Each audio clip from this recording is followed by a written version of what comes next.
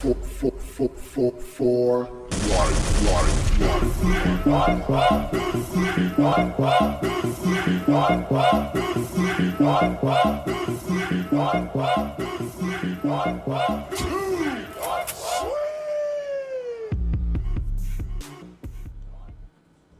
Hi, this is Tim Clay. You may remember me from previous episodes titled Tim Clay, and you are listening to the Bigfoot Club podcast.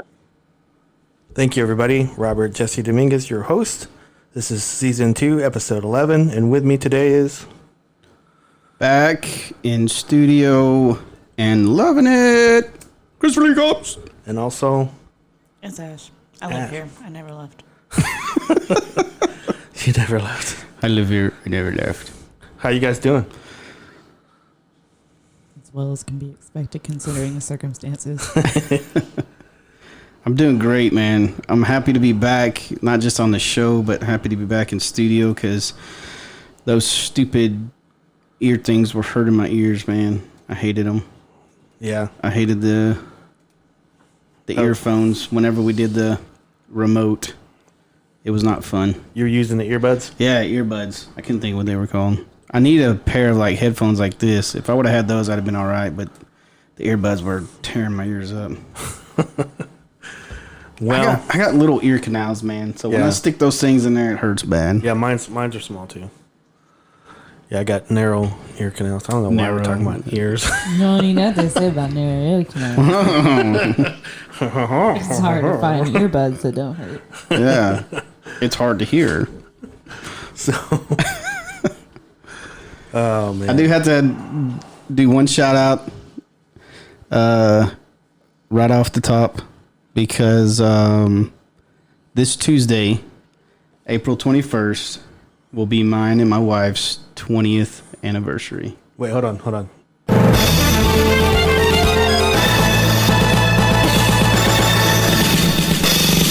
Sorry, I wanted to use that. Late as always.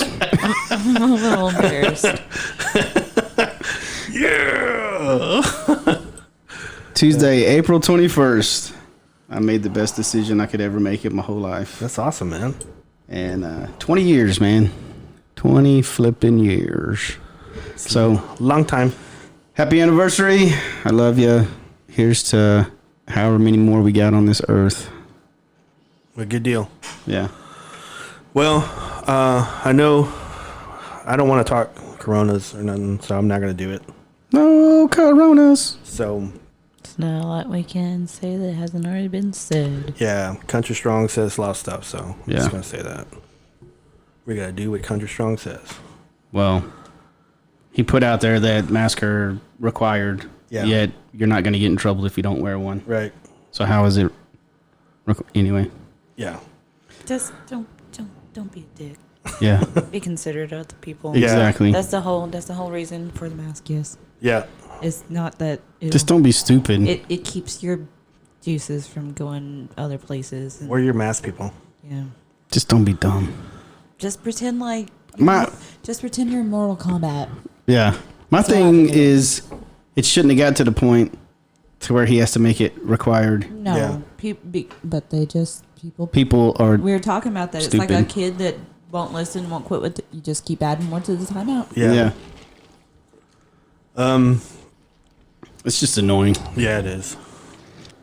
So, anywho, I'm pretty excited because possibly we're gonna interview Ken the Marvelous Marvel, one of my co-researchers I used to do a lot of research with the TBRC and also doing independent stuff. On the indie circuit. So, yeah. Back when we were traveling the roads. So, I'm going to interview him this Saturday coming up, so I'm pretty excited about that. So, got that up and coming. And I talked to Luke today, and I talked to Tim, and those guys are doing good and, staying busy and still working. So I'm pretty happy to hear that. So, but, let's, Hey, hit the news flash button real quick. which one? The news flash. Hold on. Okay.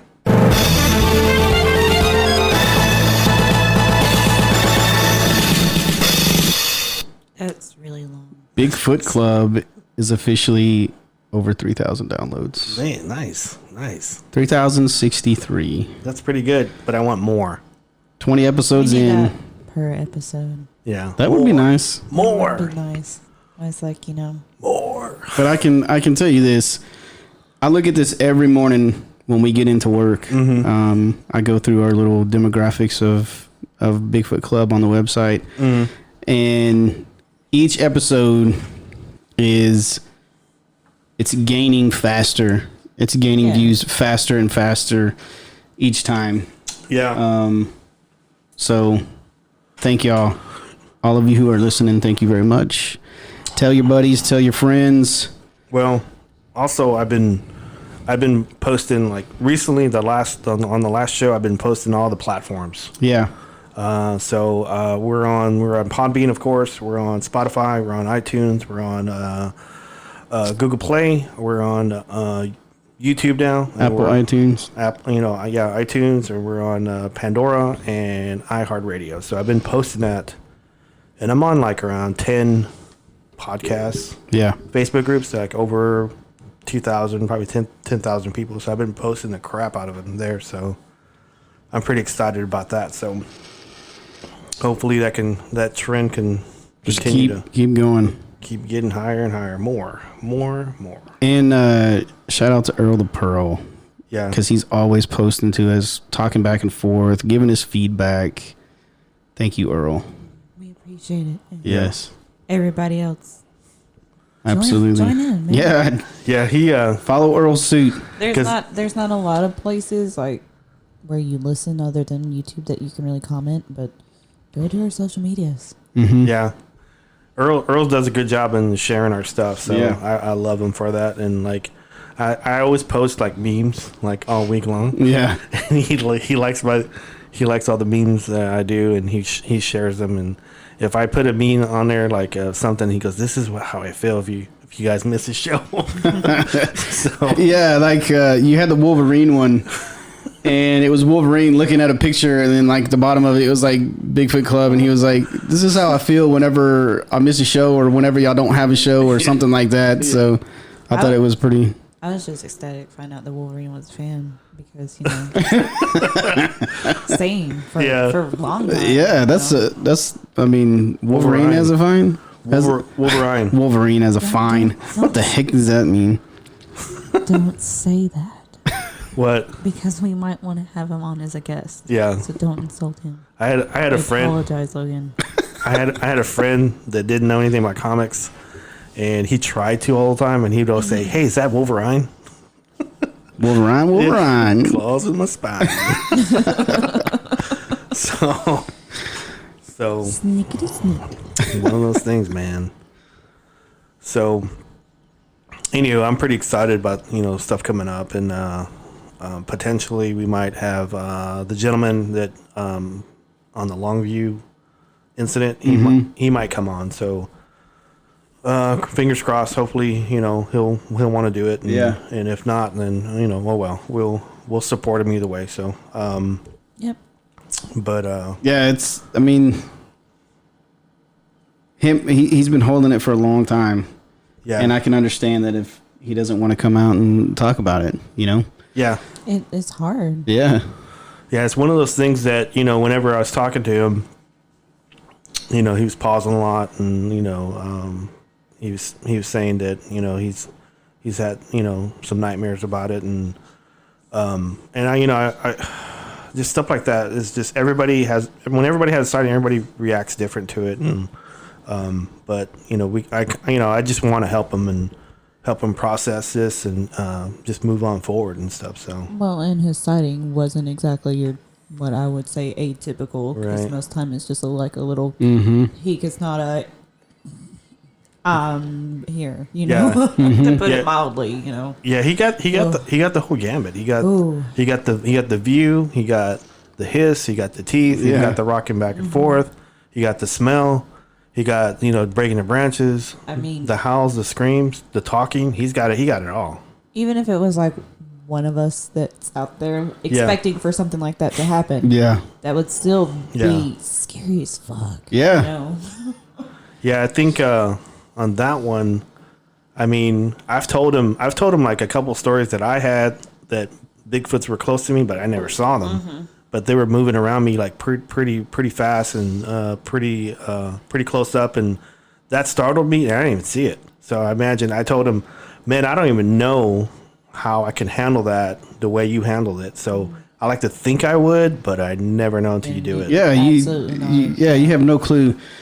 One of the things when you shared this incident with me and this story with me, one of the things that really stood out to me was this guy has zero agenda.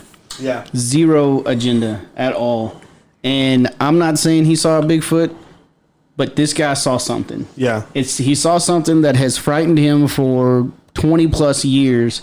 And that's the thing that makes it so genuine to me and makes it so real to me, his experience, because he has no agenda. And he's been holding this for 20 plus years. Yeah. He could go out and he could try to make all this money off of it and try to, get deals or whatever, be on TV, whatever, like somebody that carries autographed pictures around. But anyway, he could do that, but he never has. Right. And that's what that to me is the most intriguing thing about the story. Yeah. To me, it's just that he gave a lot of details that's not really common knowledge Right. about behaviors and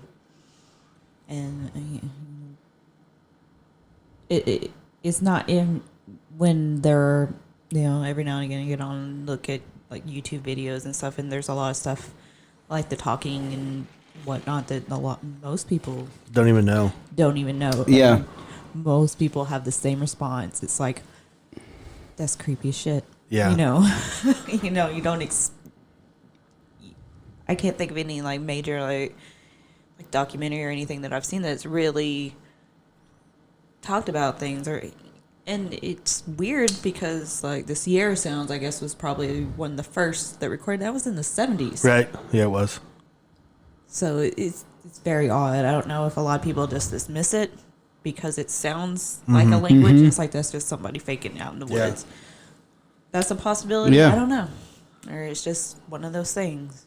Well, if you listen to somebody, if you go and listen to somebody's interview about what they saw, you could probably put it up against 50 other interviews, and it's pretty much the same thing.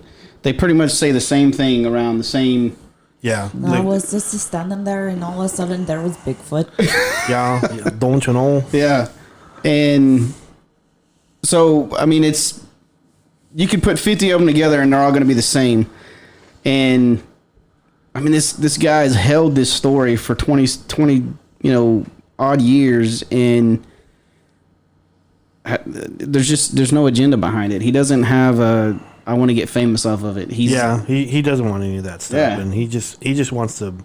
Because I told him that number one, I wanted to help him cope with this. Number two, I told him I want your story out there because it could help someone else.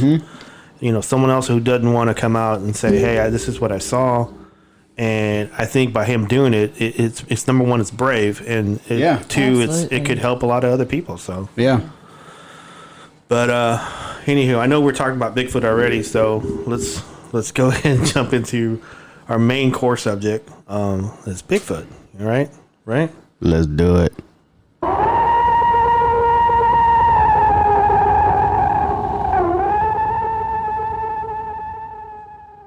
Bigfoot. I heard Steven, he was like, man, that's scary. Yeah. By the way, thanks Steven again for jumping on in my absence.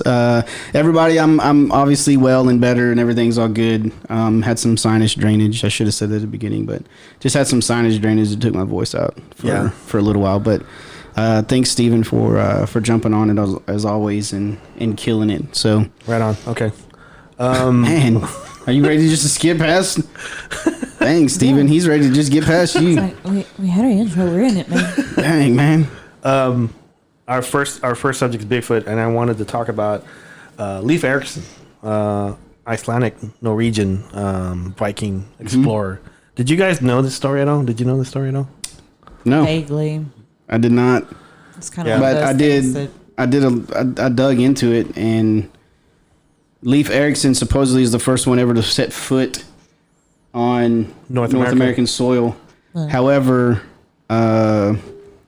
Bjorn Herjolfsson was his. That's who. I don't think that's correct. I don't think it's correct, but you know me in pronouncing words. Or names. I don't do that very good. But anyway, he's the one that inspired Leif Erikson to go across from Iceland to Greenland.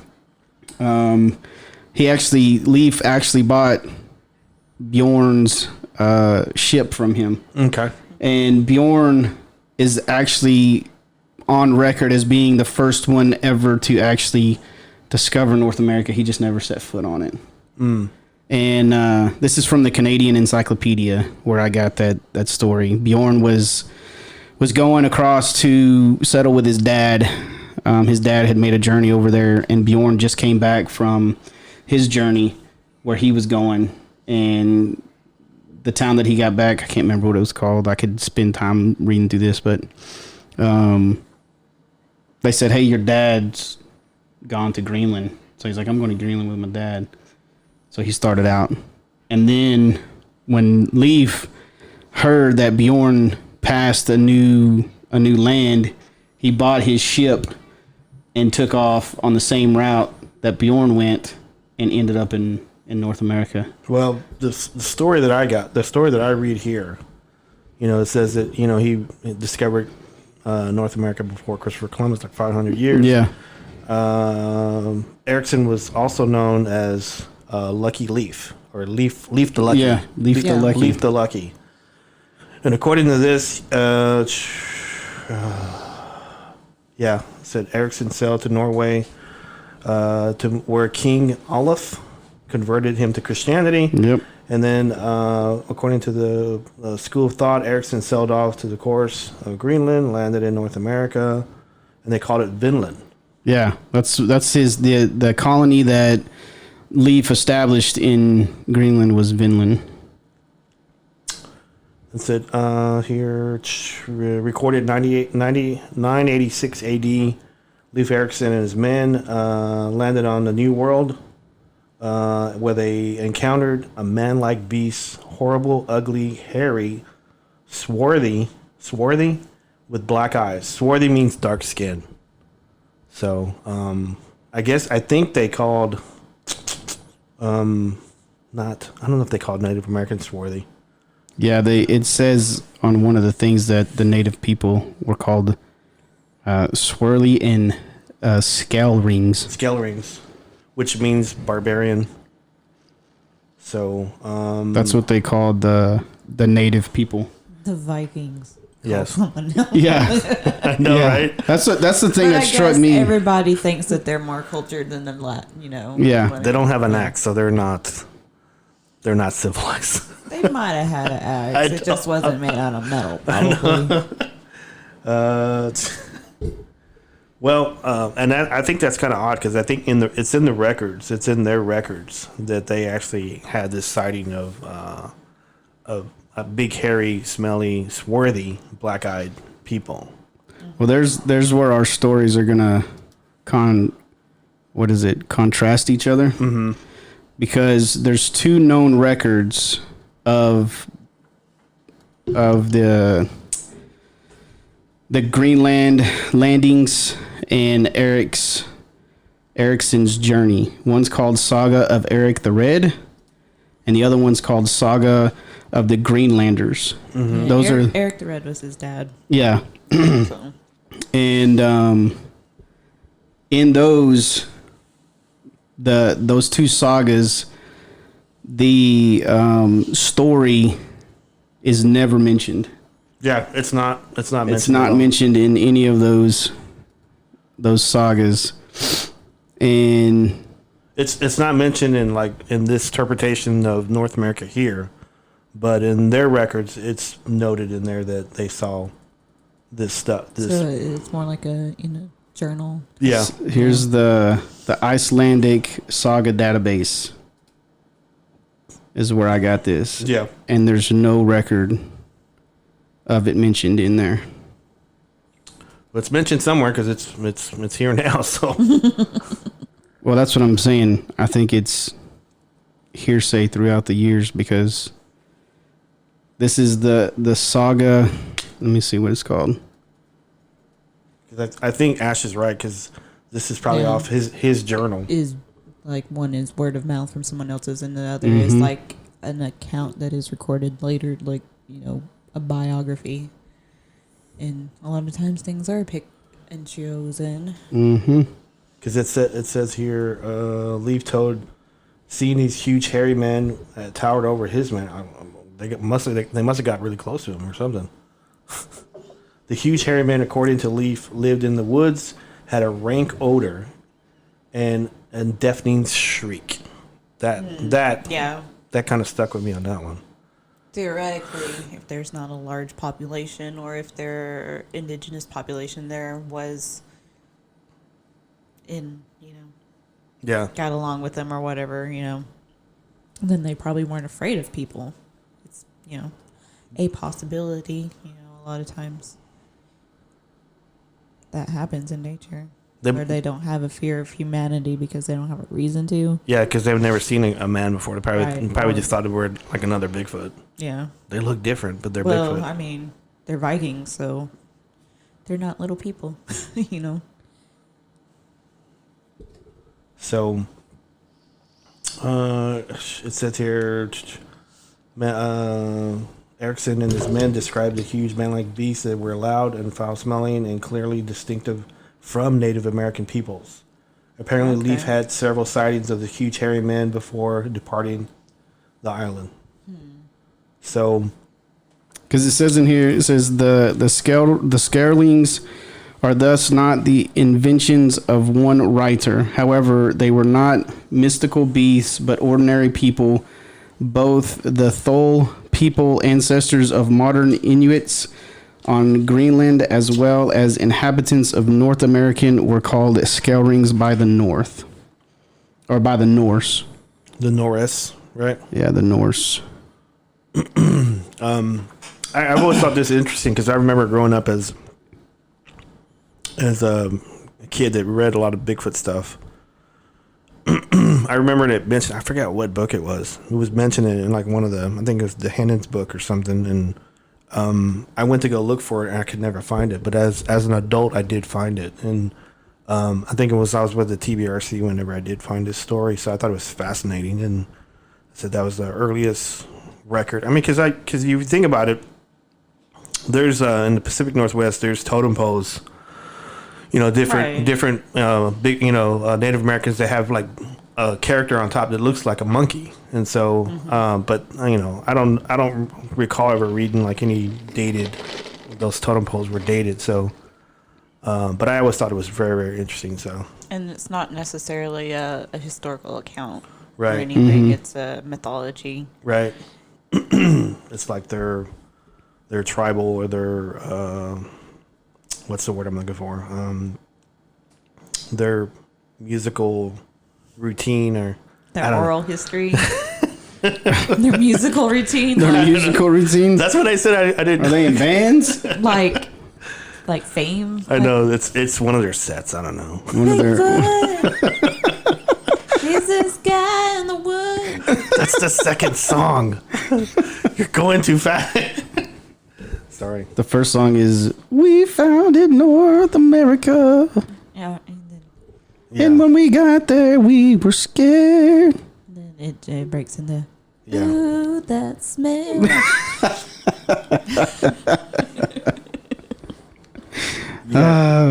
We need to take this show on the road, man. No That's how joke. we're gonna get our office space, Man. But that always intrigued me, this story. So I always thought it was kind of cool, and hardly anybody ever talks about it. So. Indeed. So.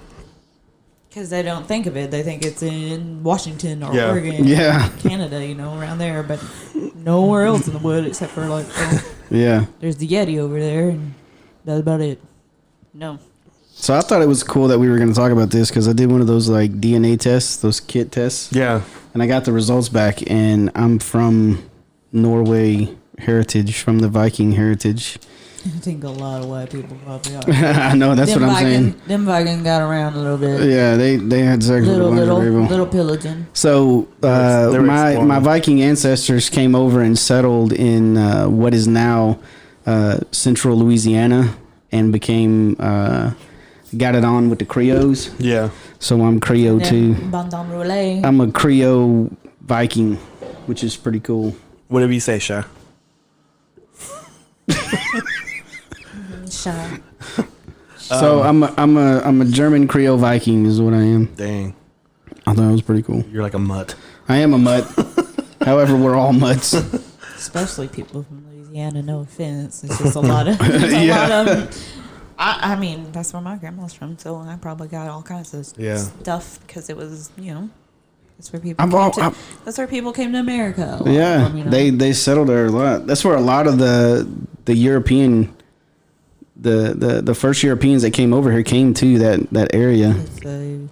Where the central Louisiana Acadians is where I come from, where my timeline comes from, or my heritage comes from. Central Louisiana Acadians, Viking Cajuns. That's what I'm going to call myself. So you were. If I was a fighter, that'd be my name. You were a pillager, crawdad eater. Yes, and I'm okay with that. The second story I wanted to talk about. I don't know if you guys heard this story, the Teddy Roosevelt Bauman story. Oh yeah. Have you heard of that one? No. You never heard of it? Not until I started researching it when you showed it to me. This was because Theodore Roosevelt, he was an explorer, man. He went all across the U.S. Yeah, he was big outdoorsman. He formed the Rough Riders. I was gonna say he knew how to stop, drop, open up shop.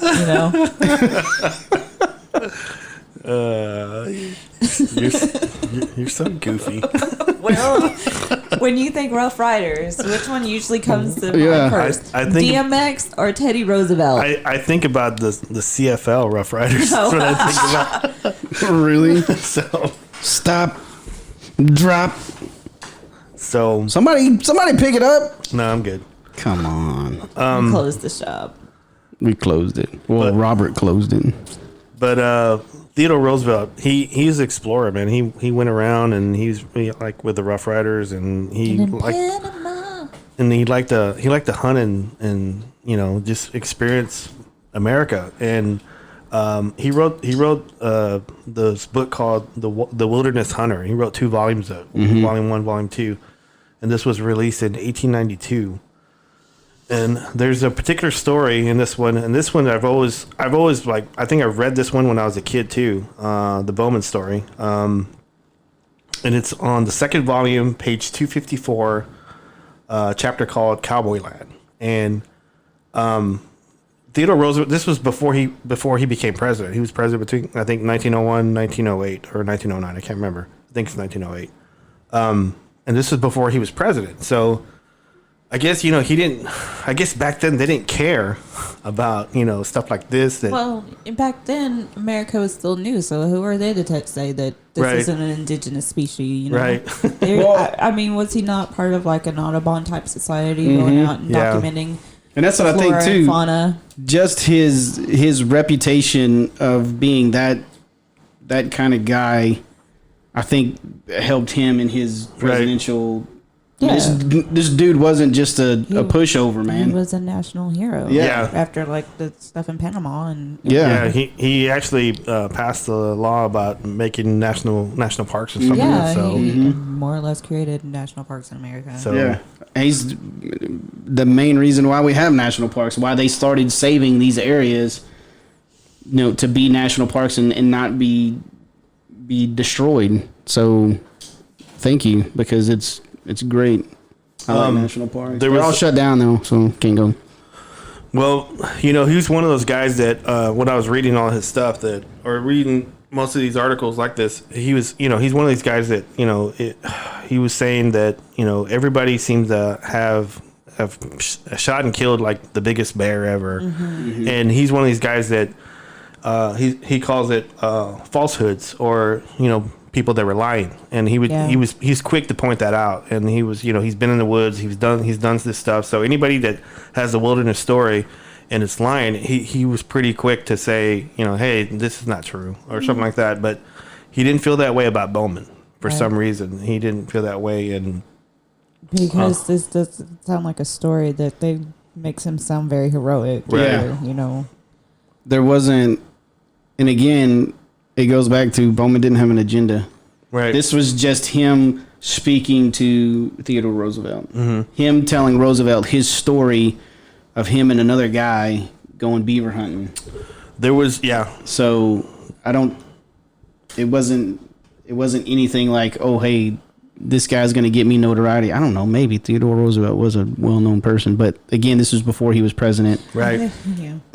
So There was rumors going around, and there was articles and papers and stuff that were saying that Theodore Roosevelt had tracked and shot a Bigfoot, but there's no evidence of that. yeah, anywhere. I didn't find any, and I even looked. So I looked a lot because I wanted to find it. But there was rumors about him doing that, but there was that's false. But And you got to think about it. This guy too, probably even if he was kind of famous for like his war exploits and whatever, this trapper in wherever it was, where was it? Montana. It was Montana. Yeah, trapper in Montana probably doesn't get the newspaper yeah, to know that, hey, unless somehow he was in the military or something, Mm-hmm. yeah. But odds are he had no idea who he was anyway. Well, what this story says that they don't even know Bowman's first name.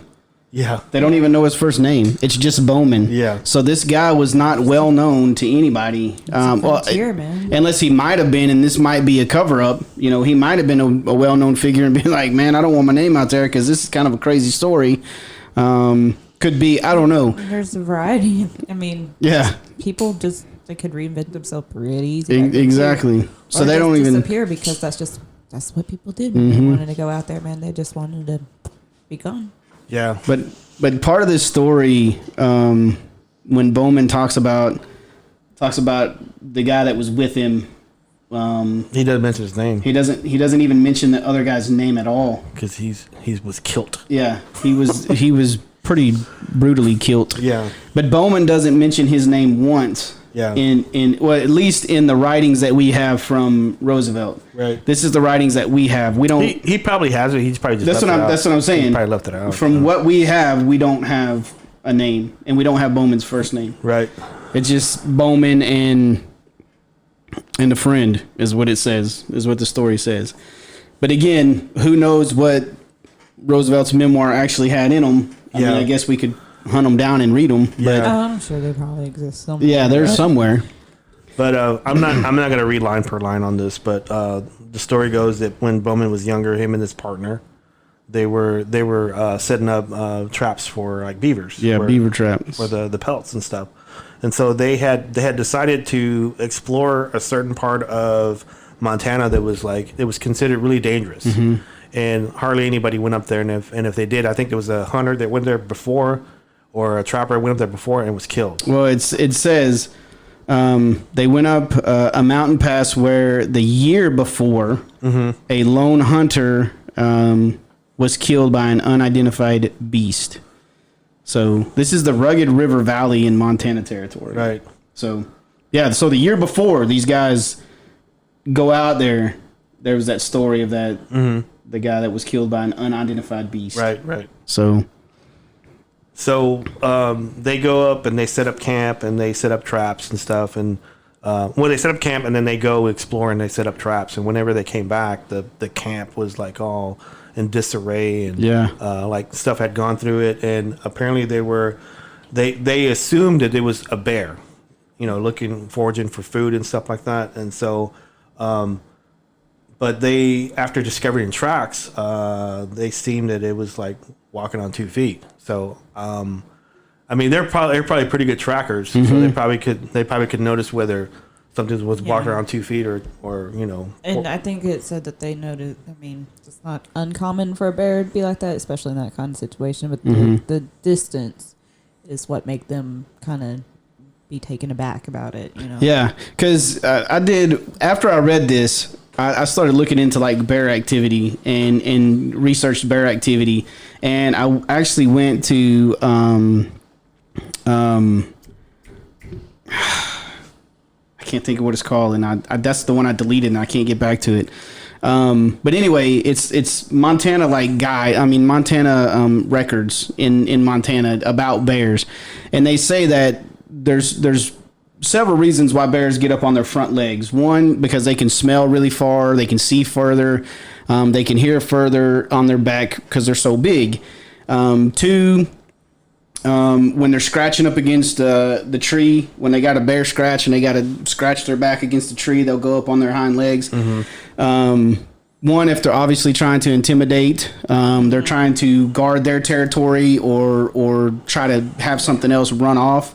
Make themselves as big as possible, as mean, as aggressive as possible. But nothing ever said that, like you said, the distance they walk on two legs. There's been sightings of bears walking on two legs, but it's only for a little distance. It's not as far apart as these two gentlemen were saying. And I'm pretty sure that it's usually like younger bears too. Yeah. The smaller ones. Yes. You wouldn't think, okay, well, it's an 8-foot bear. You know, it'd be a younger one if it was walking very far because, you know, kids are bouncy. You know? So they say that bear do get up on their hind legs, and sometimes they do walk, but it's never for any sort of distance. Right. And they said in this story, they said that the route that this unidentified beast took, you could see that it was walking on two legs. Yeah.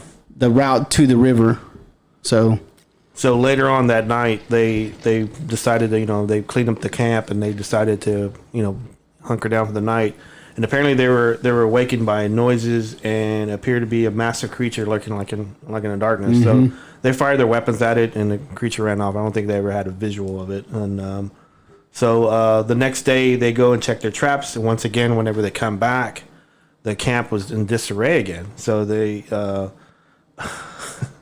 once they were looking near the fire. Actually, later on that night, they cleaned up the camp again, and later on that night, a creature comes back in the middle of the night again, and making a bunch of sounds in the woods and stuff. So, I think at that point they had decided enough was enough. I guess they kind of got scared, and so Bowman goes and checks the beaver traps. And then when he comes back, his partner stayed behind at the camp, and when he comes back, apparently, I guess, did it say it broke his neck or? It said that it had broken his neck and also bit him in the neck too. It said there was 4 distinct fang marks. Yeah. That were on his neck. That's the only thing about this story that I think is probably false, and I'm guessing. Because that's not very. I mean, I've never really heard that in the story but that's why I was like, because it says he returned to a scene of horror. The still warm body of his friend was leaning against a tree with 4 awful fang marks piercing his broken neck. do you think it might have been like his hand? Probably. That was my immediate reaction is because everything we've ever talked about is Bigfoot don't have fangs, but they do have claws, and that's what I thought. Well, they grabbing. They have long fingernails. It's not. Well, long fingernails, not claws. It's not claws, but long fingernails. But if they're long fingernails and it's that powerful, it could be possible that he grabbed it and, hey, well, guess what? There's 1, 2, 3, 4. Yeah, that's the only thing that I thought of when I read the story back then and I read the story now. That's the only thing I think that was probably false, or maybe like it was over exaggerated. Of the story about the fangs. Misinterpreted. Or I think it's a misinterpretation. I don't think it's false. I think there will probably be puncture necks on, but they're thinking this is a bear. Yeah. And bears have fangs. Right. So I don't think they're trying to manipulate the story in any way. I think it's just a misinterpretation. Well, and two, there's the monster in the dark. It's going to have big teeth. Yeah. Yeah. So when I guess Bowman sees this and then just leaves everything behind and just hauls butt out of there immediately. And I don't recall whether they said he came back or continued in that area, but probably not. Roosevelt writes on his book, because he doesn't use the word Bigfoot because the word Bigfoot didn't exist then. Yeah. It didn't exist then, but he used the word goblin. Ironic. I don't know if you guys noticed that he used the word goblin. Yeah. So I thought that was kind of interesting. That's a kind of commonly used word for, Something. Yeah, Creature, for a creature, yeah. especially something scary. Something else would be like, it's a fairy, Yeah. Something little, but it's fucking goblin. One of the things that really stuck out to me in this story that when I read it, I was like, was he said the same. This is the second time that this creature came back to their camp. He said the same large footprints trailed away from the camp toward a brook where they appeared, and this is the thing that stuck out to me, as plain as if on snow. So he's saying that whatever left these footprints was big and heavy and left an imprint as if it was walking on snow. That stuck out to me. Yeah. Because you have to have some weight and you have to have some power to dig your footprints in as plain as these guys could see it. And then you have to have good soil too. Well, yeah. I mean, yeah, it's by a river, so I mean, it's gonna. But for them to say it was as plain as snow, when you walk on snow, it's pretty. I mean, it's pretty evident somebody's walking on there, and you don't have to be big and bad to walk on snow and leave a footprint. But this isn't snow. This is a riverbed. So I don't know. That just stuck out to me because, especially after watching the standing, the Todd Standing stuff, and he was all like, step on that moss right there. Put your foot in that moss right there. Yeah. Look at that moss right there. I was thinking. Do you see what I'm telling you to see? Yeah. Do you see that? Look, isn't that a footprint? That's a footprint. You see what I'm talking about? This is what you're looking at. Yeah. So after hearing that, and another story that jumped out to me was Brown Springs. Whenever y'all were talking about Brown Springs, and you specifically talked about footprints, that you saw footprints, and they were all around the car. Right. So thinking of the footprints, I mean, this thing has to be big. It has to be powerful to leave footprints like that. It had just rained then too, so it was kind of. Well, in Brown Springs, yeah. So it had just rained whenever we got there. So, but this thing is. The biggest evidence that anybody has of this thing existing is footprints. Yeah. You know what I mean? Mm-hmm. That's the casting of footprints. So I just thought it was interesting that they said it that way, as plain as if on snow. If this was a Bigfoot, this was pretty violent Bigfoot. So yeah. He was a mean dude. Meaner than Longview's. Yeah. So no one got their neck broke there. No. They were goodness. They were moving away.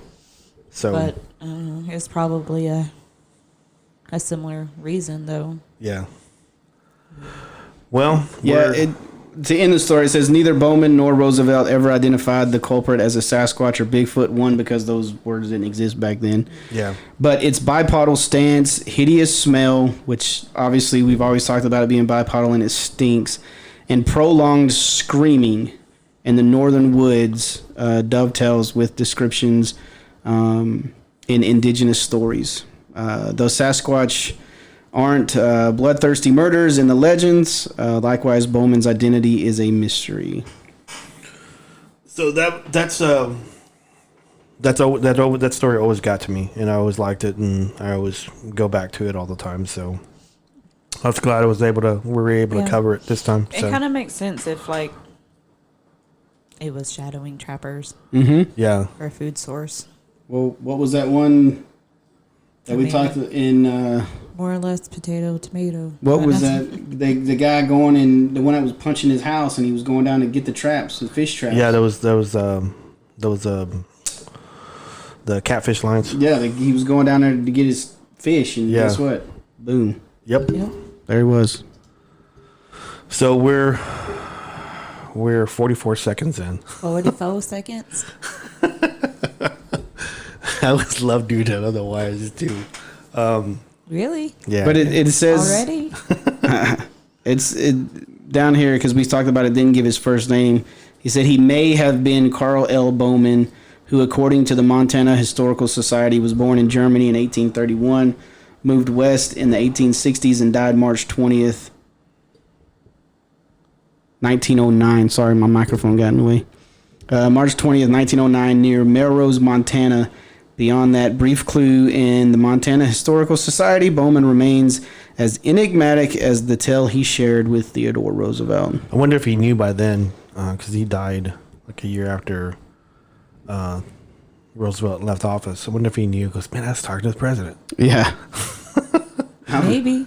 He saw the paper. Or maybe he never knew who the Yeah. president was. Yeah, And maybe. he was just a mountain man, Yeah. like my My history teacher, Mr. Ward. He's saying, he was saying, because man, I was talking to a Rough Rider. Yeah.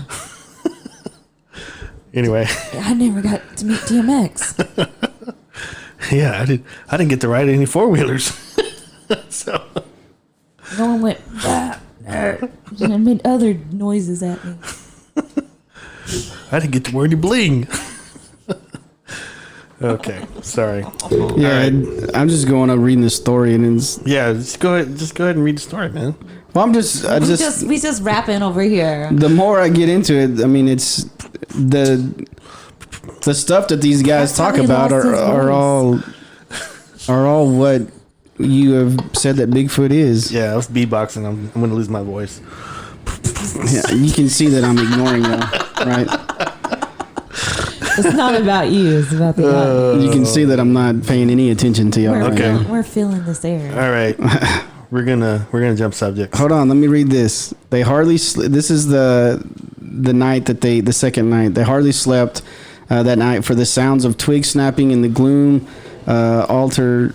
The gloom alerted the men to the animal's presence. As their fire blazed, the trappers sensed it waiting and heard its woeful cry echoing through the woods. So that's another big thing. That's Yeah, I wasn't. Bigfoot. I mean, I wasn't gonna go line per line through the whole thing. I just wanted to. Well, I know, but I'm just saying the more I get into it, the more. It's a good story. I mean, I'm just saying everything that in this story. There's actually 6 pages to it. Yeah. So it's to be honest with you, it's a ton of detail. Yeah. Ton of detail. That's what I'm saying. But it's detail that coincides directly with the detail today. Yeah. With Bigfoot today. It does. So that's why I wanted to talk about it and get people aware of it, and they can go out and try to find it and read it. So Go read it. but anyway, Go read it. we're gonna jump Or subjects. look on YouTube, because there's a lot of people that are reading it already for you. Yeah. On there. That's what I did, because I didn't feel like reading. Okay, here we go.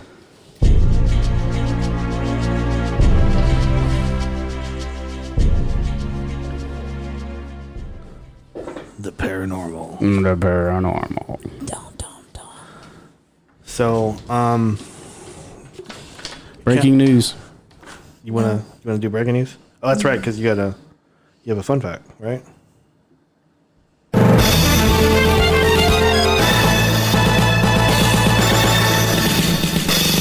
At the sports desk, Chris.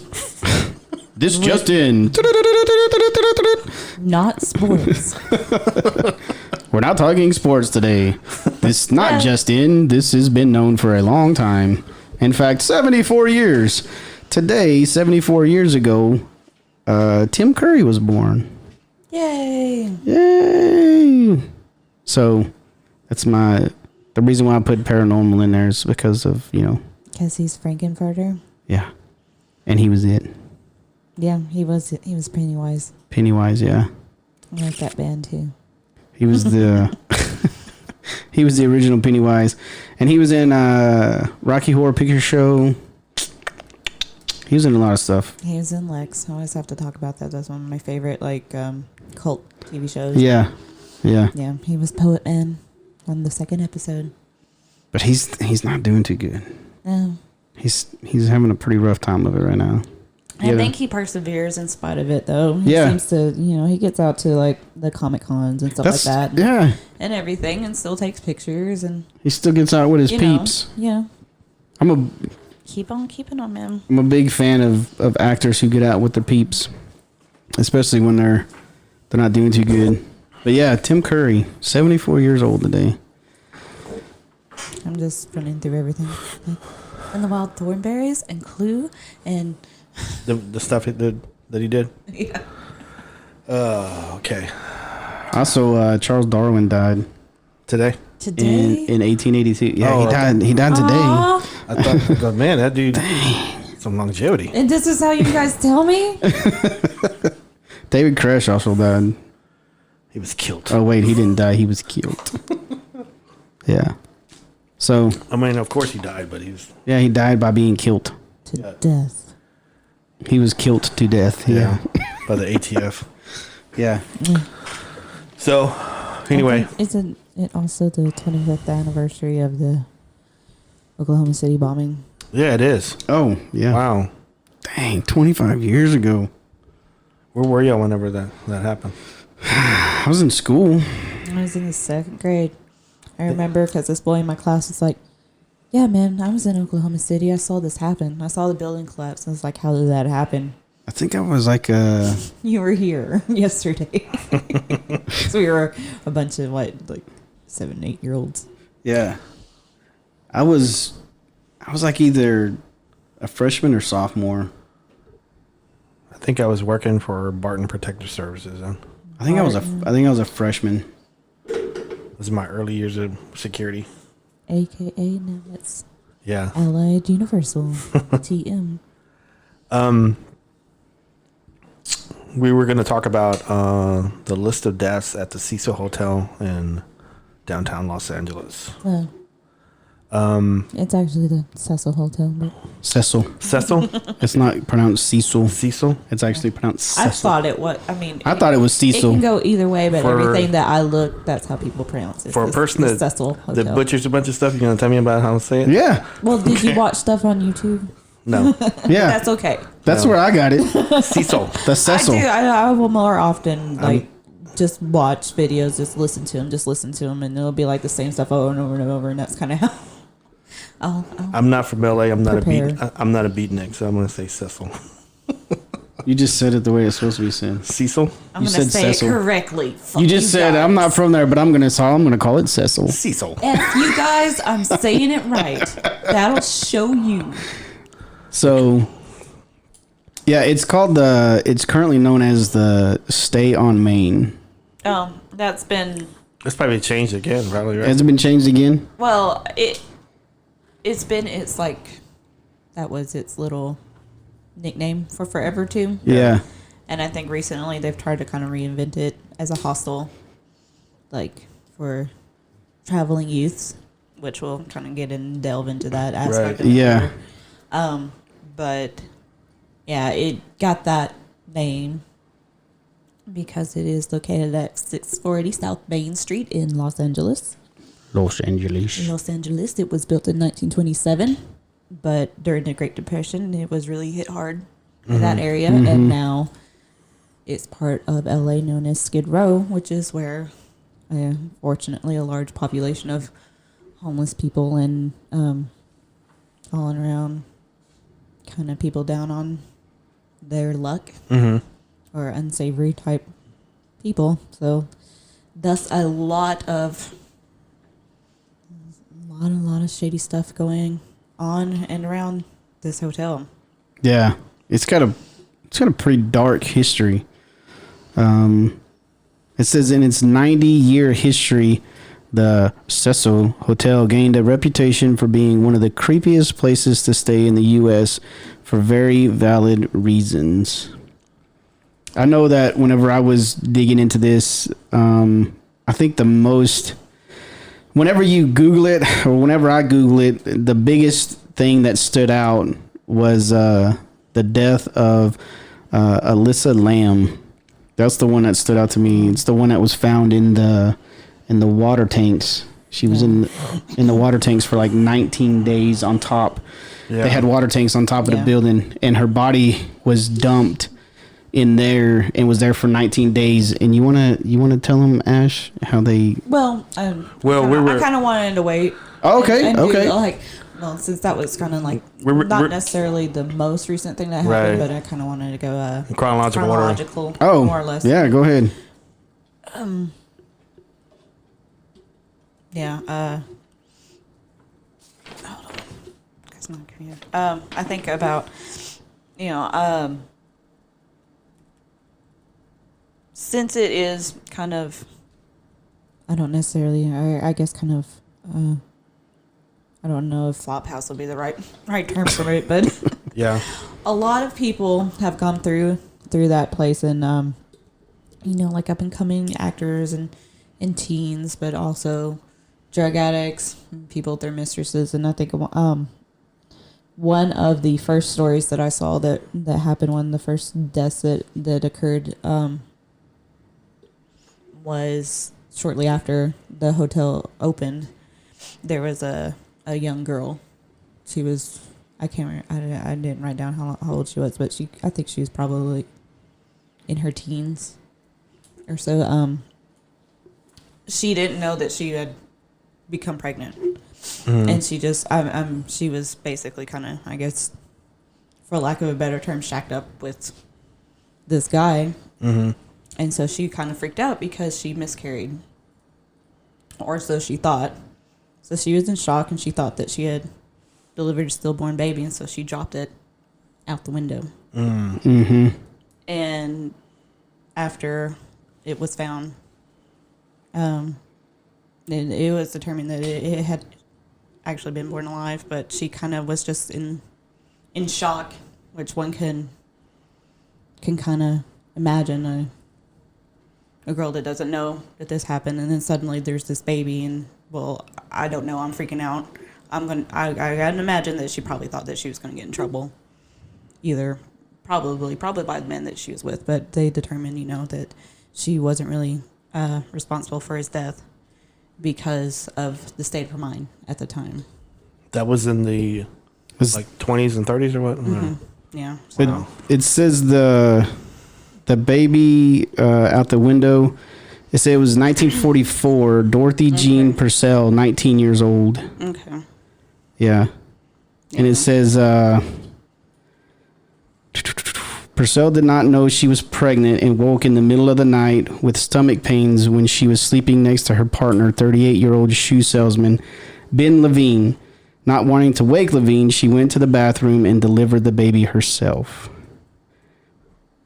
Yeah, and then it talks about what you were talking about. Yeah, she assumed, she thought that she had miscarried, that the baby had that the been baby, born. yeah, and So- she threw it out the window. It says here mentally confused. Yeah, Yeah, which one can imagine, she wasn't Yeah. it says expecting to have a baby, and Yeah. she's got probably this new boyfriend and all this stuff, and then suddenly, She's probably tired and dehydrated and all who that knows? stuff. And Yeah. who knows what all that they were doing? If they were hanging out in that place in town. Yeah, it says she was eventually found not guilty by reason of insanity. Yeah. Wow. So she was arrested, but like you said, she was found not guilty on basis of insanity, which is that's just awful. Yeah, it is. It is. Which other one you wanted to go on? Well, trying, the alleged double suicide is one that kind of stands out too. Where they thought that a woman and an older man had decided to jump together, but they later determined that that's not quite what happened, because he still had his hands in his pockets and he had his shoes on. And they say most of the time jumpers take off their shoes or their glasses or whatever, for whatever reason. They determined that what had happened is she had jumped and landed right on this poor old guy. And just that's horrible. Yeah, That's so horrible. it was a guy standing there, and she committed the suicide, but she fell Onto this man On who's just him. walking on the sidewalk. Wow. That's crap. Yeah. Yeah. So this dude's just going about his day, and a chick And this lands on him. happened. Yes. Yeah. Oh my gosh. But I have a feeling he's trying. I can't. I mean, I don't necessarily make light of it because it's tragic, but I just kind of picture on cartoons when there's you see a shadow and you're like, what? And then Yeah. the piano falls kind of thing, Yeah. Oh my goodness. I feel horrible just even doing that analogy, but it's hard not to, It's just, I kind of a 1 in a million odds that right place, right time sort of thing. Yeah. Mm-hmm. Yeah, there's this hotel has a ton of history of suicides. Just, I mean, I'm sitting here just reading one after another, after another, after And another. some of them, you know, unfortunately, since a lot of people that have drug and alcohol problems or money problems, they end up in this place because, you know, at the time, I think around, you know, when Elizabeth Short, aka the Black Dahlia, The Black was Dahlia. Yeah. frequent, they said, I think rooms cost $4 a day. Yep. So I'm sure a lot of people, especially like I said, you know, up and coming actresses and actors and people down on their luck that probably, you know, creative types tend to go hard a lot of times when it comes to. Well, there's stories about this being a flop house. I mean, Yeah, it was cheap. absolutely. It was cheap. People went there to do their drugs. People went there to commit suicide. But it was for the Black Dahlia. I think it was like $4 a day.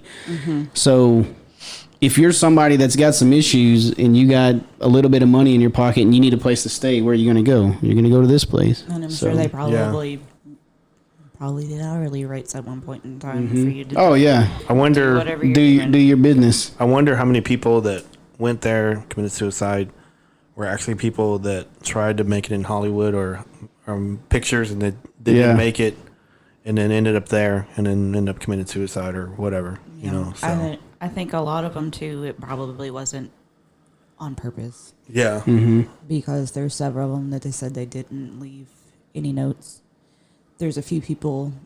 There's one gentleman in particular that he went there, and it was because specifically to do this because he was in poor health too. So, you know, unfortunately, this hotel probably just attracts that kind of energy to it. I guess. I was just about to say that. What kind of energy do you think is there, man? It's probably overwhelmingly. Even without all the people that had died there, it probably is horrible. Just considering the type of Yeah. things that go Well, on there. I mean, we've talked about it several times. I mean, when there's dead bodies, guess what? When people die places, guess what? Their energy stays there, Yeah. and that evil stays there. So, Yeah. I mean, it's And like all these people, their energy is like so massive and Yeah. and so because they were killed or they were committing suicide or you know wrong place wrong time, and it's probably like you know compounded there and all that. well, like just to touch on a few. There was a guy who ingested poison. 46-year-old guy who ingested poison. 25-year-old was found by a maid in a room, dead by a self-inflicted gunshot. Former Army Medical Corps sergeant found with his throat slashed. The lady that you were talking about jumped out of the 9th floor window. 35-year-old U.S. Marine was found on the skylight of a nearby building because he jumped from his room. I mean, Navy, that's weird because there's 3 stories in here of military. Navy officer was found dead after ingesting poison. That was another one, ingested poison. Well, unfortunately, we know that that's kind of one of the things that's kind of rampant in our armed services afterwards. You know, I mean, Absolutely. there's no ifs and buts about it, but Yeah. I mean, it's not very uncommon for people to choose a hotel over their home. Yeah. or that sort of thing. You want to you don't want to do it in your house. I mean, I mean, who slashes their own throat? I know. Well, it's a quick death. when you think about like anything else, if you're gonna go the bleeding, I mean, I don't want to get too morbid, yeah. but because of the unfortunate reason why I know these sort of things, that's a quick way to do it, man. Yeah. It would take a lot of nerves, but once you did it, you're done. And again, think about this was in the Great Depression. Yeah. I mean, Right. these people were going through hell, and they wanted to escape it. You know, they wanted to get away from it. So, what's the easiest way to get? And I hate using that. I want to retract my statement because it's not easy. I don't want to say that. So, I'm scratching that from the record of me saying easy. It feels like having been to that point and tried to venture past it in Right. the wrong ways. it just kind of feels like you don't have any other option. Absolutely, because I've been there. I've been to that line. I didn't cross it, obviously, because I'm still here, but I've been there. You want it to stop. Yeah, you just It's want not it to all be over. Yeah, it's not necessarily that you want to be dead. You just want it. What I don't care. This needs to end, and it doesn't matter because I'm too fucked up to function. Yeah. I'm a burden to people, so it don't matter. I mean, they'll be sad, but Yeah. Well, it's not. And I don't want to really stand on a soapbox about it either. But it drives me crazy when people say it's selfish. Do you think about the other people? Yeah. That's exactly what you're doing. in that Exactly. moment. That's exactly what I was thinking about whenever I was at that point was, and I know this is cliche to say, but it's not, because it was exactly what I was thinking. I'm going to make it better for the other people in my life because all I'm doing is bringing them down. All I am is a weight, and I've exhausted every other thing that I can think of to fix this situation, and this is the only way out. That's just, that was what was going through my mind whenever I was going through what I was going through. And you're exactly right. I was thinking about everybody else and thinking about how I can make it better because I wouldn't be there. And so, yeah. Yeah, I think this, especially that Great Depression area, you can see where it touches everybody. It touches women, it touches men, touches military people. So that was, man, that energy then was probably, man, outrageous. Outrageous. And like with the most recent death, to kind of skip ahead, there could have been several of those ruled suicides that were accidental because people went there to party. Yeah. And still do that to this day. Go there to party. Yeah.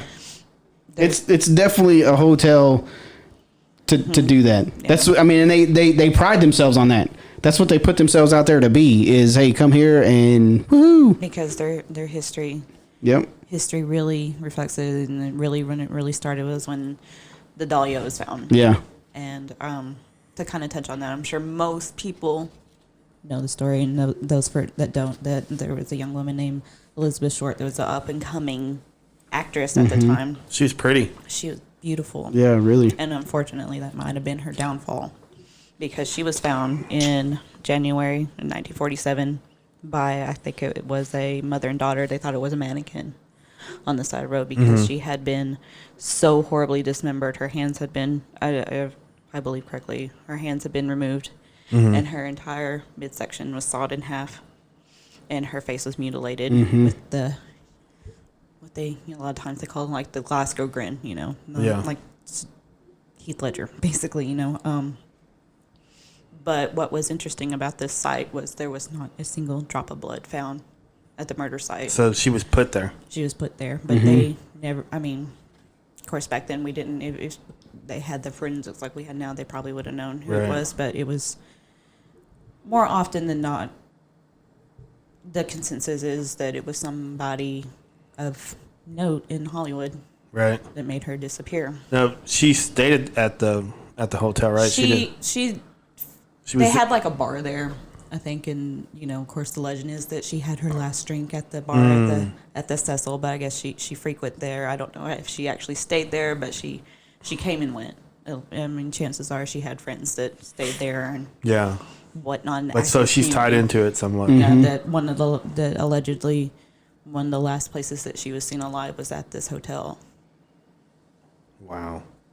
Yeah.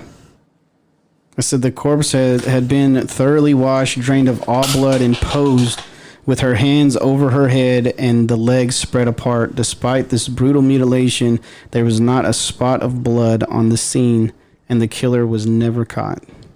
Yeah, she was completely cut in half at the waist, and both of her hands were cut off. But she was posed, like in a very... Yeah, that's why they thought that she was a mannequin. Because there was no blood. So whoever killed her somewhere else, drained her and blood, drained her and put her there, placed her. Did not dump her. Yeah, placed her specifically. Yeah. So it just. That's a twisted guy. Very twisted. Definitely sending a message, and it's amazing. I don't know, because it's been a while since I really read up on all of it, but I don't know if they believe. I would imagine that someone like that would do it again. Yeah. They've probably done it again. And well, that's the thing. You don't.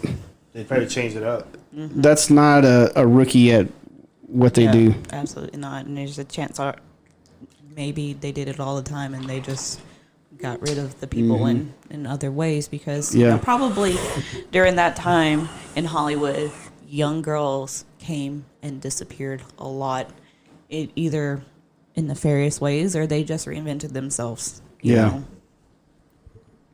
know? I just know that that is, I mean, a sick story. It absolutely is. And, you know, there's photographs of it and it doesn't look real. I mean, of course, with them being black and white, it kind of brings that more home. Right. But I know this is a weird question, but I don't recall. Is anybody investigated that hotel? Oh, I'm sure. I didn't really look it up. I didn't see probably, any. especially now since, you know, American Horror Story did that season kind of loosely based on it, and it's like their hotel was the combination of the Cecil and the H.H. Holmes house. It's hard to say fast. Yeah, they put those together. Yeah, that was actually like my third or I second think it or was third. the 5th season. No, but it was like the third or second favorite season that I had. Oh, okay. Yeah. So that was a really good. That was a good season. Yeah. It's one of the few that I've watched more than once. Yeah. That's a great saying that I don't like the other ones, but you know. I didn't see anywhere that it had ever been investigated or anything, but I'm sure somebody has. Yeah. Yeah. I mean, you don't get stories like this without thinking, you know. I'm sure the Ghost Adventures have done it. I think so, actually. When I was looking up, it was either for this one or I was trying to maybe do several hotels if I couldn't find, but yeah. Okay, so we were talking about how low the rates are. It says here in 1976, you could get a room for a week for $700. $700 a day. Yeah, $700 for a week. So it's $100 a day. That was in 1976, though. So, but I do remember a story back it was like $4 a day or something like that. It was really cheap. Yeah, probably back in the 20s, 30s. Yeah. But I mean, $100 for a day.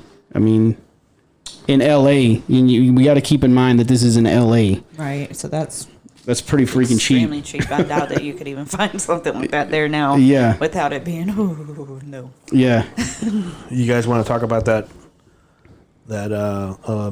was it at least Liam story now? Well, that one. I also feel like we need to touch on the fact that a couple of other people stayed at. Go ahead. At the, unfortunately, other nefarious type people. Mm-hmm.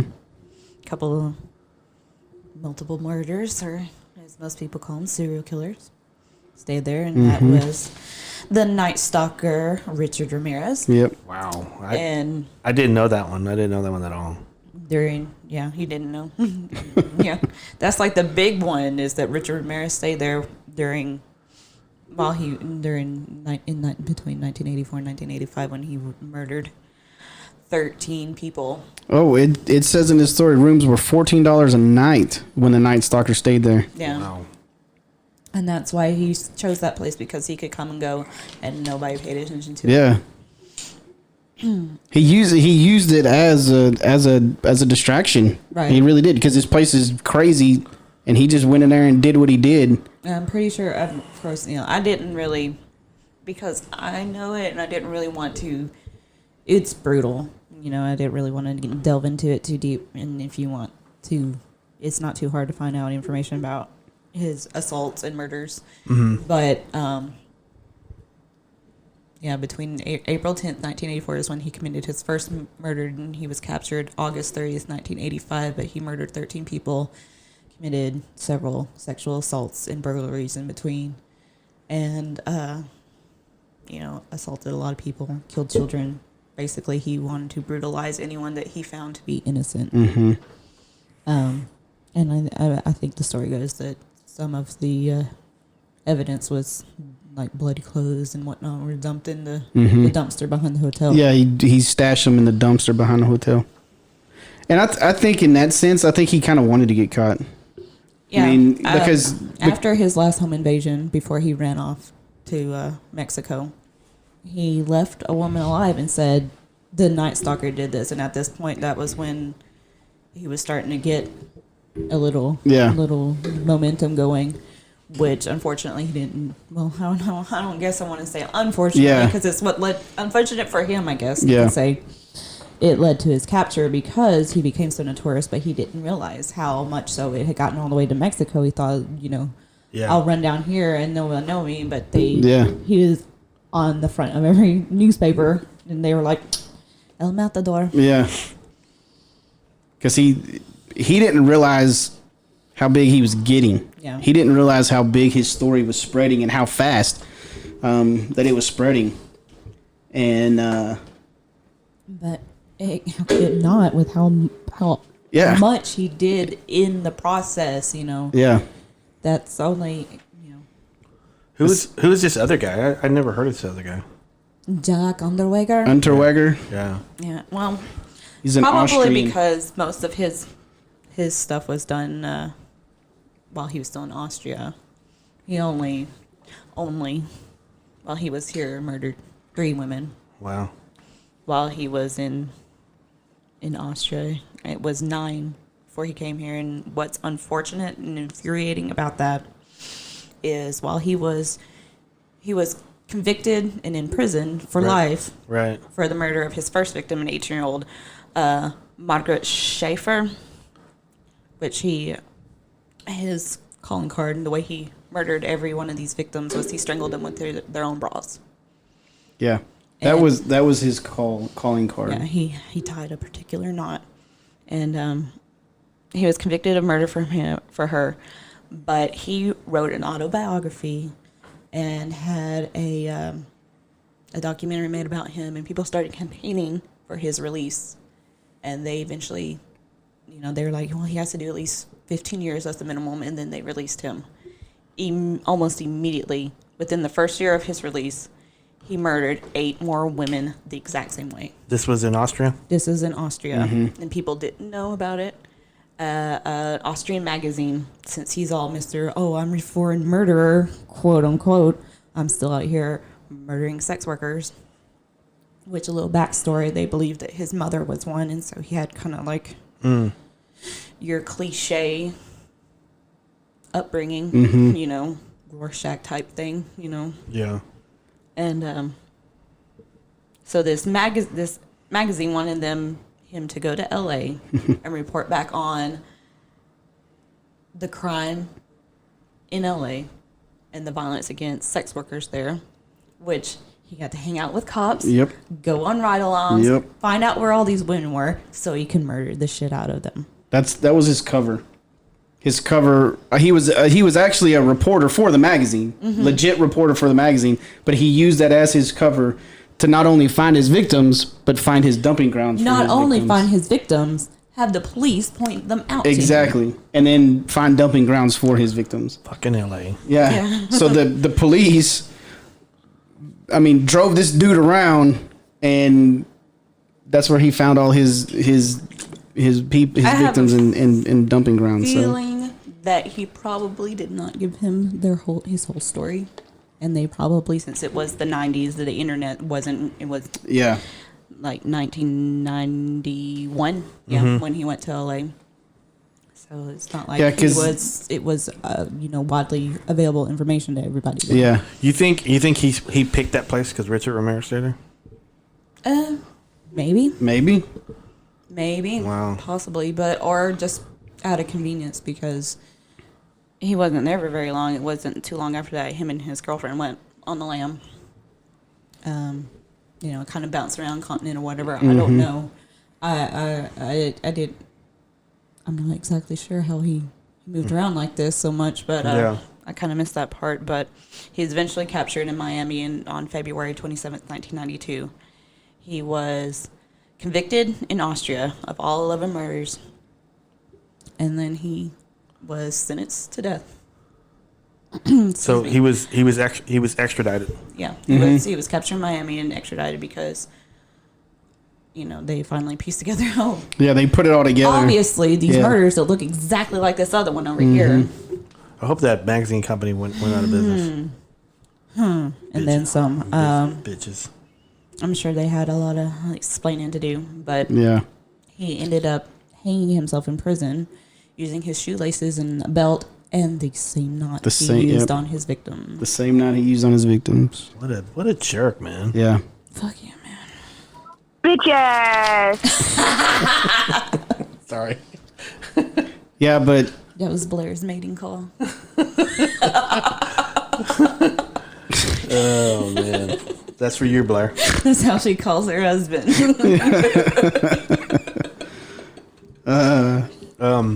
yeah, it said that he hanged himself. I always say hung and I always get corrected because it's hanged. He hanged himself on the night of his sentencing. When they sentenced him to life in prison without parole, he hanged himself. Because And the punk couldn't do it. yep, he couldn't be trapped. He should have done it the first time around. Yeah. But he had to go buy him a book and people see. Okay, I'm gonna make a little segue, people. This is why we don't need a free Joe Exotic. Yeah. Yeah. Use this as an example. Just because you're intrigued by someone's story Exactly. does not mean they're not a fucking criminal Exactly. that deserves to be in prison. Yeah. Yep. Don't release Enzo. No. Leave Enzo trapped. So, but yeah, that the guy was, of course, like all serial killers, is just brutal. Yeah, there's a few documentaries and movies I would made about have it, liked but- to super kick that guy. Yeah, Well, he got his in the end. So he super kicked himself. Yeah. Okay. and I can't remember if we mentioned this. The Night Stalker died in prison as well. From lymphoma. Yep. He had cancer while waiting to die on death row. Yep. Died of cancer on death row. I go back and forth a little bit on death penalties. It's like with people like that. Yeah. But at the same time, I know sometimes it's not the right person. Mm-hmm. But with that motherfucker, just because of how brutal the murders were, and I'm always set aback by him too, because like a lot of fucked up, formerly goth chicks, I remember my dad watching true crime shit and be like, "Who's that hot guy on TV?"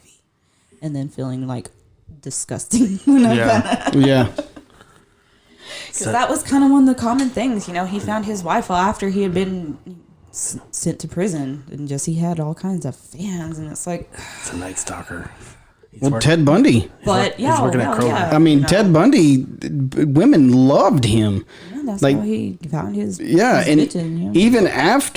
even he married while he was in prison, and even after he was in prison, women were enamored with this guy, just in love with him. I think it's just so weird that somebody famous, like people would just want to be close to that, and they don't give a shit. How? Yeah, I don't understand.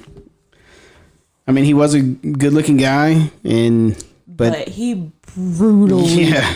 both of those people beat Yes. people to death. It's not sexy. no, definitely not. You guys want to talk about that?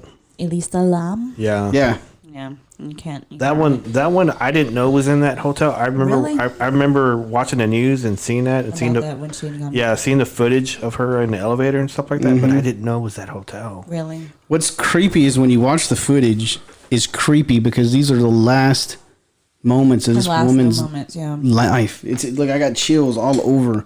It's just You never know. yeah, it's so creepy. But she was acting so weird, like just so kind of Out of context is the problem too. It's, you know, I don't even know how many times I've looked at this video because, you know, people are like, well, look at this, and she's doing this thing, and she's making Yeah. symbols with her hands, and because there's all these theories about why she died, how she died, and of course the hotel's nefarious past plays into that a lot because people are like, oh, well, it's a demon or she's doing a thing, and there was one of the theories is there's this game in Korea that kids play where you push all these buttons on the elevator and allegedly it opens up another dimension, and that's what she was doing, and she got possessed or snatched. They're or something. reaching on that one. Because there's like one part, and it's the camera, you can kind of see, you know, where it does like that jerky motion or whatever. And so it made her hand look weird. It's like, oh, her body starts to elongate and she's doing her hands all weird. Like she doesn't belong in her body. So she's like, no, I don't know. It makes me uncomfortable, people talking about things like that, because that's CCTV. This is somebody's life, Yeah. you know? Mm-hmm. And I don't know. To me, it looked like she was probably talking to somebody. And the elevator wasn't working. And she was maybe like an awkward little girl. Yeah. Just, I don't know. I do weird stuff when I don't know how to talk to somebody or whatever. You know, she was traveling on her own. I never thought of that. And, you know, that's what it looked like to me, where she was like, she kept trying to get the elevator to work, Yeah. push buttons.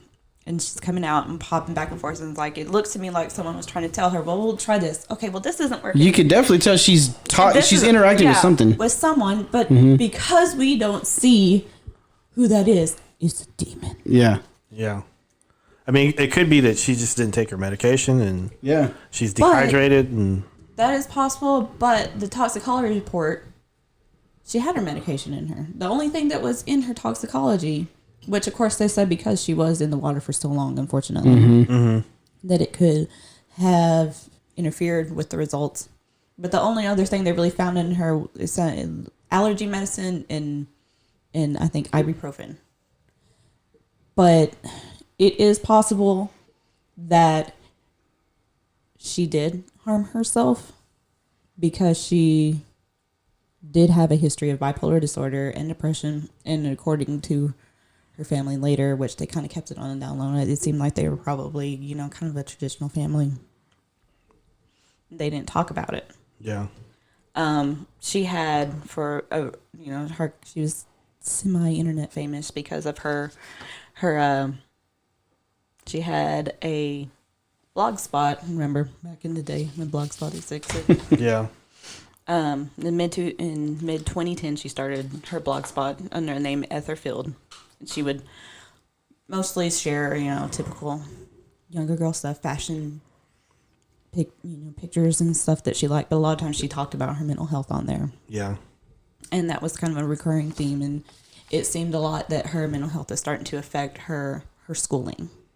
And if I remember correctly, of course, this last article that I took notes from, it didn't really have a lot of, if I remember correctly, the reason why she went on this trip was to kind of get her head straight after having to drop so many classes because her mental health was interfering with her studies. You know, she also had a Tumblr. She posted under the name Nouvelle Nouvelle, which just means new in French. And she had this quote that was on both of these profiles that was by Chuck Palahniuk from his diaries that said, "You're always haunted by the idea you're wasting your life." Which... That sounds depressing now. Yeah. Which that kind of seems like it might have been a theme to her and the reason why she had this trip, because the day that she went missing, because she was still in contact with her parents in British Columbia every day, and the day that she was scheduled to check out of the hotel to go to Santa Cruz, I guess she was slowly working her way down the coast. They didn't hear from her. Her phone, they believe, was stolen. So I feel personally that perhaps her death was accidental. Yeah. And I think maybe somebody else was there and bailed because they got scared. But at the same time, the hotel employees and the lady at the bookstore nearby, one of the last people that actually saw her live, said that she was by herself too. But I mean, she might have met somebody at the hotel. Who knows? Yeah. Because I think at this point in time, it's a kind of a youth hostel too. That's why like the rename of the Stay on Main or whatever sounds hip, you know. So it's probably a cheap place to stay. I don't know if a lot of hostels, they have multiple people staying in a room together that you don't know who they are. And if there's that kind of setup, she might have met somebody and they're hanging out and whatever. Because the thing that struck a lot of people as odd is, you know, like the door on the tank is really heavy. and it was closed. So unless it was left open, which that would be the hotel's fault. Yeah. It doesn't. Her clothes were found nearby. Yeah, it was like she went Swimming. skinny dipping. Like, Yeah. And to me, it sounds like, oh, here's this dare, and then I don't know, man. And it's just. Yeah. But the most tragic part about it is that nobody really tried to investigate it. Yeah. Or They just kind of Well, it says the coroner listed Liam's death as an accidental drowning. and just And then that was it. fucking LA. But That's where it ended. The coroner said, "Oh, she accidentally drowned," and probably because it was at Cecil Hotel, Yeah. and how many people die there all the time. I mean, probably. And I hate this, and it's messed up. It's messed up. But a lot of people have the mentality. It's like these crazy people or these drug addicts. It's just like whatever. It's like people treat people like that like they're pariahs. And it was pretty crappy how they found her. Yeah. They were tasting the water and it tasted funny. Can you imagine knowing that you did that? Yeah. That happened. I mean, you brushed your teeth in the water that this poor girl was decomposing in for 2 weeks. Took a shower. I mean, and the illnesses that probably came from that. Yeah. Good Man. grief. That one, out of all of these, this one upsets me the most. That one. Absolutely. So that one. Because the rest of them, other than, I actually we kind of glazed over. There was one other, this was the only other, like, really, quote unquote, murdered, unknown, unsolved death. The rest of them, people knew just by either, accidental overdoses or people left suicide notes and whatever. But the only other murder that had happened there was a woman by the name of Pigeon Goldie in 1964. And she was so named so because she was, this lady that fed the pigeons in Pershing Square. And they said she always wore her little baseball cap and like took care of all the birds there. And but she had been found brutally. She had been assaulted, strangled, and stabbed several times. And they never found out who killed her. They thought that this 29-year-old Jacques, I didn't write down his last name, but that this Ellinger. Yes, that he had done it because I guess they had found him in bloody clothes, but he was later exonerated. He was found not guilty. Wonder whose blood that was. Then. I don't know. It's odd. I don't know. It could have been. It could have been a number of things, Yeah. But they never found out what had happened to her. Chances are in that neighborhood, it could have been a number of reasons. A number of people. Yeah. Just like old Night Stalker, and just disappeared into the crowd. We are 1 minute and 33 seconds in. Dang. Crushed it. I didn't think I would be. I was thinking that I was going to have to add other stuff for filler. There's stuff we had to leave out. I was going to say, we can go into this. That's why I was kind of like, the more I don't want to say mundane suicide. Yeah. You're boring suicide. Yeah. But we can go on and on about this hotel because there's tons of stuff, but and it continues. The last when was it 5 years ago? What wasn't it that the last unsolved death had happened? That the guy that fell out of the building. They found him on the street. Oh yeah, they don't know how he got there. They're just like he could have fallen. He could have jumped. He could have been pushed. We don't know. Yeah, we don't know who he is. That was like 2015. Yeah. So 5 years ago. 5 years ago. Yeah. Which, hey, that's a hell of a run so far that they got going. They're making a turnaround. We can come back and cover that. I wanted to. Yeah, because there's so much. I wanted to touch on the WWE stuff for this week because it's a lot of stuff this week. Yeah. So we're gonna change subjects. We're gonna go WWE or wrestling. Let's do it.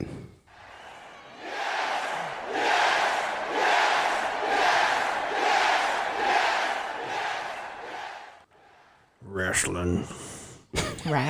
Wrestling. Let's talk about some wrestling. Breaking news. Breaking news. Hold on.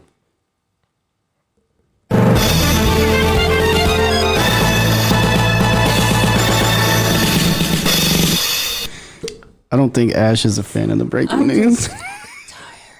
Is it too long? He's a little too long. So, again, birthday today. Roxy Laveau, known as the Voodoo Queen, in TNA wrestling, was her birthday's today. She's 41 years old. Nice. Her biggest, I guess, stint in the TNA was her feud against the Beautiful People. Yeah, that was I think one of your last time you were watching it, right? It was like right around then is when I stopped watching it and went over to WWE, and now I wish I hadn't because you know how I feel about WWE. Yeah. But anyway, breaking news. I guess not breaking news. Also breaking news. Breaking news or breaking nudes? Breaking. that's what it sounded like. I heard. She might have some breaking nudes. That sounds horrible. You shouldn't break your nude. I know it. Like you do the splits when you shouldn't. I don't want to do that. I broke my I was in nude. gymnastics and I did the splits, but that was a long time ago. I broke my nude. I did want to say that Howard Finkel did pass away this Yes. week, April 16th. Yeah. Man, I grew up on that guy. Yeah. You know, he was the one that coined and new WWF World Champion. I was like the way he talked. Yeah. He was there was something, I guess, intriguing about his voice. Yeah. It was just kind of like, it made you feel something. Whenever he said, no, you were like, oh, no matter who won it. I mean, he was doing it before the UFC and stuff like that. Oh, yeah. So The buffers. yeah. Well, that's where it came from. Yeah. He originated it, and they all stole it from him. Except for the Let's Get Ready to Rumble part. Yeah. But yeah, it just, no matter who won it, you were just happy to hear him say. Yeah, I think a lot of WWE guys, that was their dream, was to have Howard Finkel announce them and say that they're the new world champion or Because you practiced it for your whole life. I did want to mention that there was a lot of, due to the coronavirus stuff and the XFL stuff, and WWE cut a lot of people this week. Kurt Angle was one. He's probably the biggest name that was cut. Rusev, I'm not even try to say his real name. Yeah. As Marsavalov, Barnovsvisi, something. Good job. You tried. Drake Maverick, James Curtin, Zack Ryder, Matthew Cardona, Kurt Hawkins, Brian Myers, Carl Anderson, Chad Allegra, and Luke Gallows, Drew Hankinson. Those two guys I was kind of hurt by because they were just in the Boneyard match with AJ and the Undertaker. Yeah. So they did a really good job, and so I was kind of surprised with that one. Heath Miller. He's been there a long time. Man, long time, man. I think 16 years. Yeah. Eric Young, Jeremy Fritz. I know you're a big fan of Eric. I'm a Young. huge Eric Young fan. Where do you think he's going? I think that he'll go back to Impact. Yeah. I think he'll go back to Impact, but man, he's such a good talent. I want them all to go to AEW. Just AEW doesn't have the payroll to pay them all. Yeah. But I think he was a mainstay in TNA. Yeah. Whenever I watched TNA, he was a mainstay, and I think he'll probably go back. Eric Rowan, Joseph Rudd. And he just had a storyline. And they cut him. Sarah Logan, Sarah Rowe. She was just on Monday Night Raw, the last Monday Night Raw. She lost to Shayna Baszler. That sucks. It does. No Way Jose, I saw that one coming. Luis Venezuela. Yeah. that guy's gimmick when he came out, it wasn't going to work. No. It was one of those that it was only going to be there for a little while anyway. Yeah.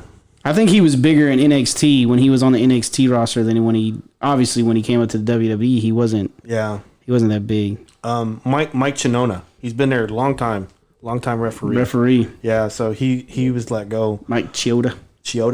Did I say Chinona? Yeah. Why did I say that? I don't know, but it's Chioda. Okay. Mike Kanellis, Mike Bennett. He had just left Impact, and they went to WWE, and so he was actually, I think, the Impact champion for a little bit. Yeah. Or maybe I'm wrong. Maybe I'm thinking about someone else. I don't know. I haven't watched Impact in so long, man. Maria Kanellis. She just, I think she's pregnant, and they let her go. I thought that was kind of whack. Yeah. But yeah, so but I've always liked Maria Kanellis. I thought she's super hot. I mean, but EC3, your boy Michael Hutter. I'm telling you, man, the guy's such a great talent. He's gonna find another job. There's no doubt he's gonna find another job. He's already cut a promo. Yeah. On Twitter, which I love. It's an indie promo, but I loved it. Yeah, I thought it was awesome. You know who did that too was Moxley.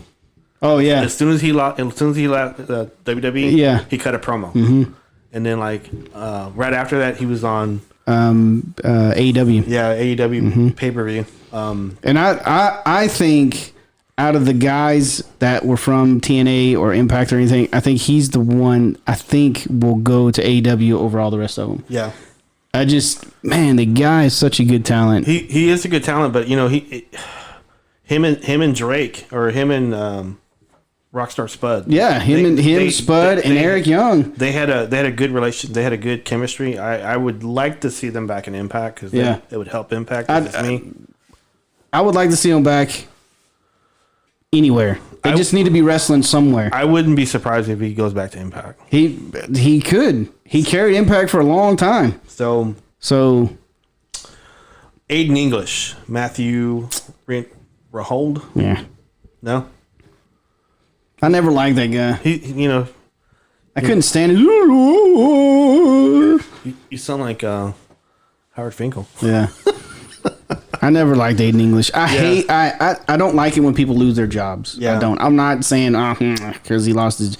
I hate the fact that they lost their jobs, but I never liked his stitch. Yeah. They try to push him by himself, and man, he didn't make it. So they stuck him with Rusev, and he had a pop then. That's what I'm saying. He developed his pop because of Rusev.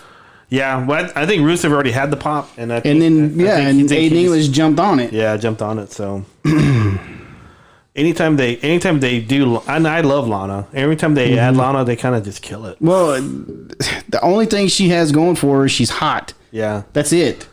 That is the only thing that she has going for her. I do like her entrance music though. Okay, her entrance music is good, but she's horrible on the mic and she's a horrible wrestler. Yeah, she can't wrestle, but Lionel Rush, Lionel Green. Yeah, he came from Ring of Honor. I wouldn't be surprised if he goes back to Ring of Honor. Mm-hmm.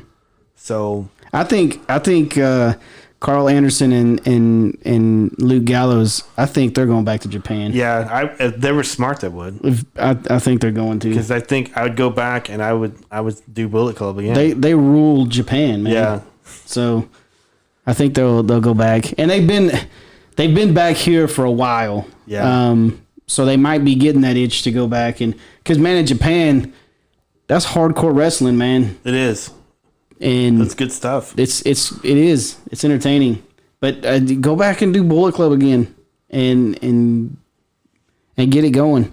But I really think that's where they're going to go. I really think Rockstar Spud, I call him Hot Potato. That's what I always called him, Hot Potato. I definitely think he's going back to Impact, for sure. I don't know where the heck Kurt Angle's going to go. He's probably just going to retire. Maybe. I would. Just give it up. What? His generation don't look like they're going to retire anytime soon. They keep popping up. I think we were just making comments about that. Yeah, we were watching. What was that we were watching? Impact, right? Yeah, it was TNA Last Stand. Okay, yeah. I was like, what the freaking Kid Nash came on there. Yeah. Like, what the... It was supposed to be a better card than that, but the Corona's kind of... The only one that should never retire is Mr. Anderson. Of course. That guy... Because he's your favorite. Because he's your favorite. That guy should wrestle till he's like 100. So... He is. So, Primo, Edwin Colon, and Epico, Yeah. Orlando Colon Nieves, those guys were cut. And those guys haven't been on TV or anything for maybe 2 or 3 years. Yeah. And I haven't done any... They just been sitting on the roster, man. probably, I'm thinking, I go, where the hell these guys been? Well, whenever I heard they were cut, honestly, my first reaction was they're still there. I mean, seriously. Because I heard their names and I was like, they're really still on the roster? Yeah. It just shows you how much talent they had on their roster that they just weren't putting out. Yeah. They also go ahead. What? Well, no, I was gonna say is that just they were a monopoly Yeah. They really were. until like I don't know the last year or so. You know, the game's changing though. People have options. Yep. They were with Carlito, weren't they? Yeah. Carlito. Yeah. He's been gone a long time too. That's what I was saying. I hadn't heard of any of those guys, and then they cut them. I'm like, They're probably just doing house shows. yeah. I bet So- you're right. So they're probably like just fillers. And, Yeah. and jobbers and stuff On like the road. that. They also cut a bunch of writers. Yeah, too. writers, producers. They cut because Kurt Angle was a writer and he was a producer. Well, they had all the TNA writers. They didn't cut all the TNA writers. Unless I'll read these names out and you tell Yeah. me whether they were TNA guys or not. Billy Kidman was a writer. My sister used to have a crush on him. Really? Yeah, when he was in Raven's Flock. He was so greasy. I don't know why. She liked him and Scott Hall. I don't know about them greasy kids. I know. Billy Kidman back in his day was a stud. Like in 1996. He was, and I'm not by any of the means gay, but he was a stud. Was he on TNA at all? No. Okay. Not that I remember. Mike Rotunda. Does that ring a bell with you? Pat Buck. Fit Finley. Sean Devari. Scott Armstrong. I think he was a former referee. He was a referee. Sarah Stock. This one, it kind of hit me hard. Shane Helms. Yeah. Hurricane Helms. He He was on TNA writing for a while, and then he got signed by WWE. He was a writer for TNA for a while. Yeah, Man. Lance Storm, Yep. Storm. He was TNA. Devon Dudley. Devon Dudley. Man. They cut him. So, Yeah. but that was it was like a tough week because they did it on April 15th. So Yeah. that was kind of crappy in a way, but because I think a lot of those guys, because as soon as I heard this list out, I think you were doing a meter stuff, and I walked over to you and I read this list off to you, and you go, "What the?" Yeah. I was doing certifieds.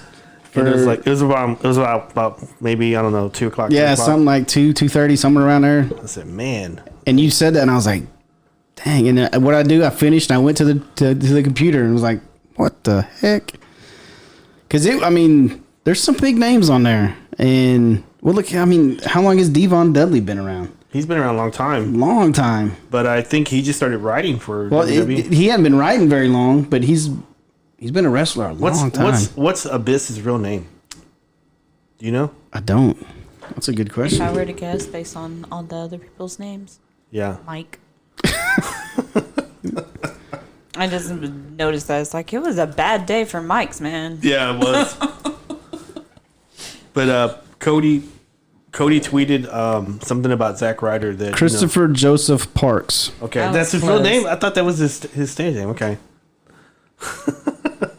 No, he's still writing for him.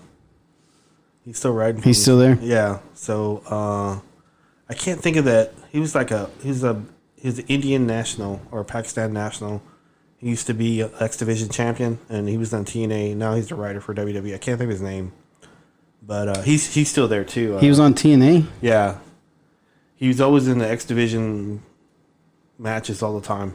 I can't think of his name. He fought. Well, he had to have fought Aries a bunch. Yeah, because Aries was always in the X division. but you know he's. They still have a bunch of writers. They still got. Your homeboy, what's his name? Everybody's your homeboy for some reason. I was gonna say everybody you say is my homeboy. Jeff Jarrett. He's still writing for WWE. So that's your homeboy. Why is he in the Hall of Fame? Because he was part of the Monday Night Wars. I know, but Oh man. I don't think he should be in the Hall of Fame. Sorry. But I did want to talk about. We got like 10 minutes. I did want to talk about Money in the Bank. I don't know if you saw this, but this is kind of different. They're gonna do Money in the Bank at Titan Tower, Stamford, Connecticut, on the roof. They WWE released some pictures of a ring on top of the Stamford, Connecticut Titan Tower building. Dear God. So the concept they were going to do is kind of like Firefly Funhouse and the Boneyard match. Okay. They're going to do it on. They're calling it Money in the Bank. Stepped up the corporate ladder, and so they're going to start on the first floor, and they're going to fight. I was going to ask, is this going to be like Bruce Lee's final movie? Like, I think so. They have to, like, every floor is a different level, and eventually they get to, like, Kareem Kinda like- Abdul-Jabbar, and Kind of like Donkey Kong. wasn't, like, Chuck Norris in that movie, Chuck too? Norris, yeah. And then the very top one was Kareem Abdul-Jabbar. So I think he was the next. I don't know. Oh, I don't think they ever finished. I was gonna say I don't think he ever got to the top. Yeah. Because he was wearing. That's the one where he was wearing that yellow tracksuit, like Kill Bill. Man, I haven't seen that in so long. But I think you're right. I don't think he ever made it to the top. yeah. And Kareem kicked him and left that big ass footprint like across his whole chest. Yeah, because you don't realize how small Bruce Lee is. Well, Yeah. Kareem is not by any means a small person either. Yeah. And, he studied under him a lot. Dang. That's crazy. You He was like fighting Groot. He you can ball mentioned- and brawl, man. mentioned Chuck Norris. Quick story about Chuck Norris. He used to go and travel the world and do different fighting styles. And he went to Brazil and met the Gracie family and grappled with Hexon Gracie. And he said he'd never been humiliated more in any other style of fighting than he was by Hexon Gracie whenever he rolled with him. And he said he'd never been humiliated more. What type of fighting was it? Just But the Hexon Gracie? Yeah. Brazilian Jiu-Jitsu? that's what I thought. Yeah. Yeah. Yeah. It's like rolling around. He said he had never experienced anything like that. This is totally different. Yeah. Whoever has that video is going to be killed. Oh yeah. Nah. He said he got rolled up and was like, as soon as Hexon grabbed a hold of him, he was like, I'm done. I'm finished. Yeah. I was like, that's what Brazilian Jiu-Jitsu was made. But it was created for the little guy to beat the big guy. That's what it Right. was created for. Sheikh Abdul Bajir. I don't think it's that guy. That's the one I found that was from India. He was like recent. He's the most recent X Division champion, probably like in 2016 or 17 or something like that. Okay, let me see. But anyway, I was saying that they're gonna fight on each floor, go all the way up to the very top, and because there's like a crane outside of it, the Stamford, Connecticut office, and I hope they put a lot of thought into this. so A lot of safety measures. yeah, I imagine so. I mean, because like I think at this point, they got to be creative now, because like this is like it seems like before, Vince says no to a bunch of stuff, but I think his hands are tied. He's a little bit desperate. yeah. So I think he's a little bit desperate. They ain't doing so great. You No. know, his wonderful, good idea the first time around Football League. Yeah. Did amazing. I everyone mean- knew they would. I knew I knew it wasn't going to make it. I just knew it wasn't, because you cannot The only thing that can even come close to NFL football is college. That's it. You can't throw other professional football leagues in there and expect to get fans. This is what I was thinking about the XFL is that I was happy for guys that didn't make the NFL. Yeah, I mean, it's great. And there's, you know what? There's been some that were in the XFL that are in the NFL now. Yeah, but So here's the thing, though. I was thinking, I knew it wasn't going to last, but I just wanted to enjoy it while I was here. Yeah. So, and you got 6 games. If it was something kind of like the minors are in baseball, yeah. where it's like this is the alternative until I can get onto an actual team and Yeah. everything. But that's what college football is in Yeah, America. yeah. I mean, that's college football is the minor league football for the NFL. And it's not that people just want to watch football. People want to watch good football, and it really wasn't that good. Right. There were only, you could tell the standout players because they were so much better than everybody else. So it was okay. I watched it. So it's like watching, I don't know, 6A football. it's I seen a meme that said it's like the best team in the XFL should have to play the worst team in the NFL, and then whoever wins gets to go or stay in the NFL, and the other one has to switch. You know. oh man, That'd be Cleveland Browns. it would be the Every Browns. year. Well, actually, they weren't the worst team. Man, who has the first pick this year? The Jets? I don't know. I can't remember. I know the Redskins have the second. Oh, man. I can't remember who has the first pick anyway, but yeah, it just wasn't good football. I tried watching it, and it just wasn't good. I liked some of the rules. I like their team names. Yeah, I love the uniforms. The uniforms I thought were awesome. It just feels like it should be a B movie, like Yeah. like fucking Thunderdome or like Death Race or something Yeah. like that. It's like this is where football players go to die. Or This the is the death of football. the replacements. The XFL's going to I went hard. I made it like a battle. I know it. Well, I mean, Hey. that's what's next. That's what's next. You know, Yeah. economic collapse, Thunderdome. But, like I was saying, Vince has got to think outside the box now. I mean, he's kind of forced to do this, and I think it's a great idea. I mean, I think that's going to be... as long as they do it right. Yeah, because I think what they're going to do is they're going to do the regular matches at the Performance Center, and then the Money at the Bank, because they're going to do it for men and women. Yeah. Are they going to pre-record it, or is it going to be live? I think it's going to be live.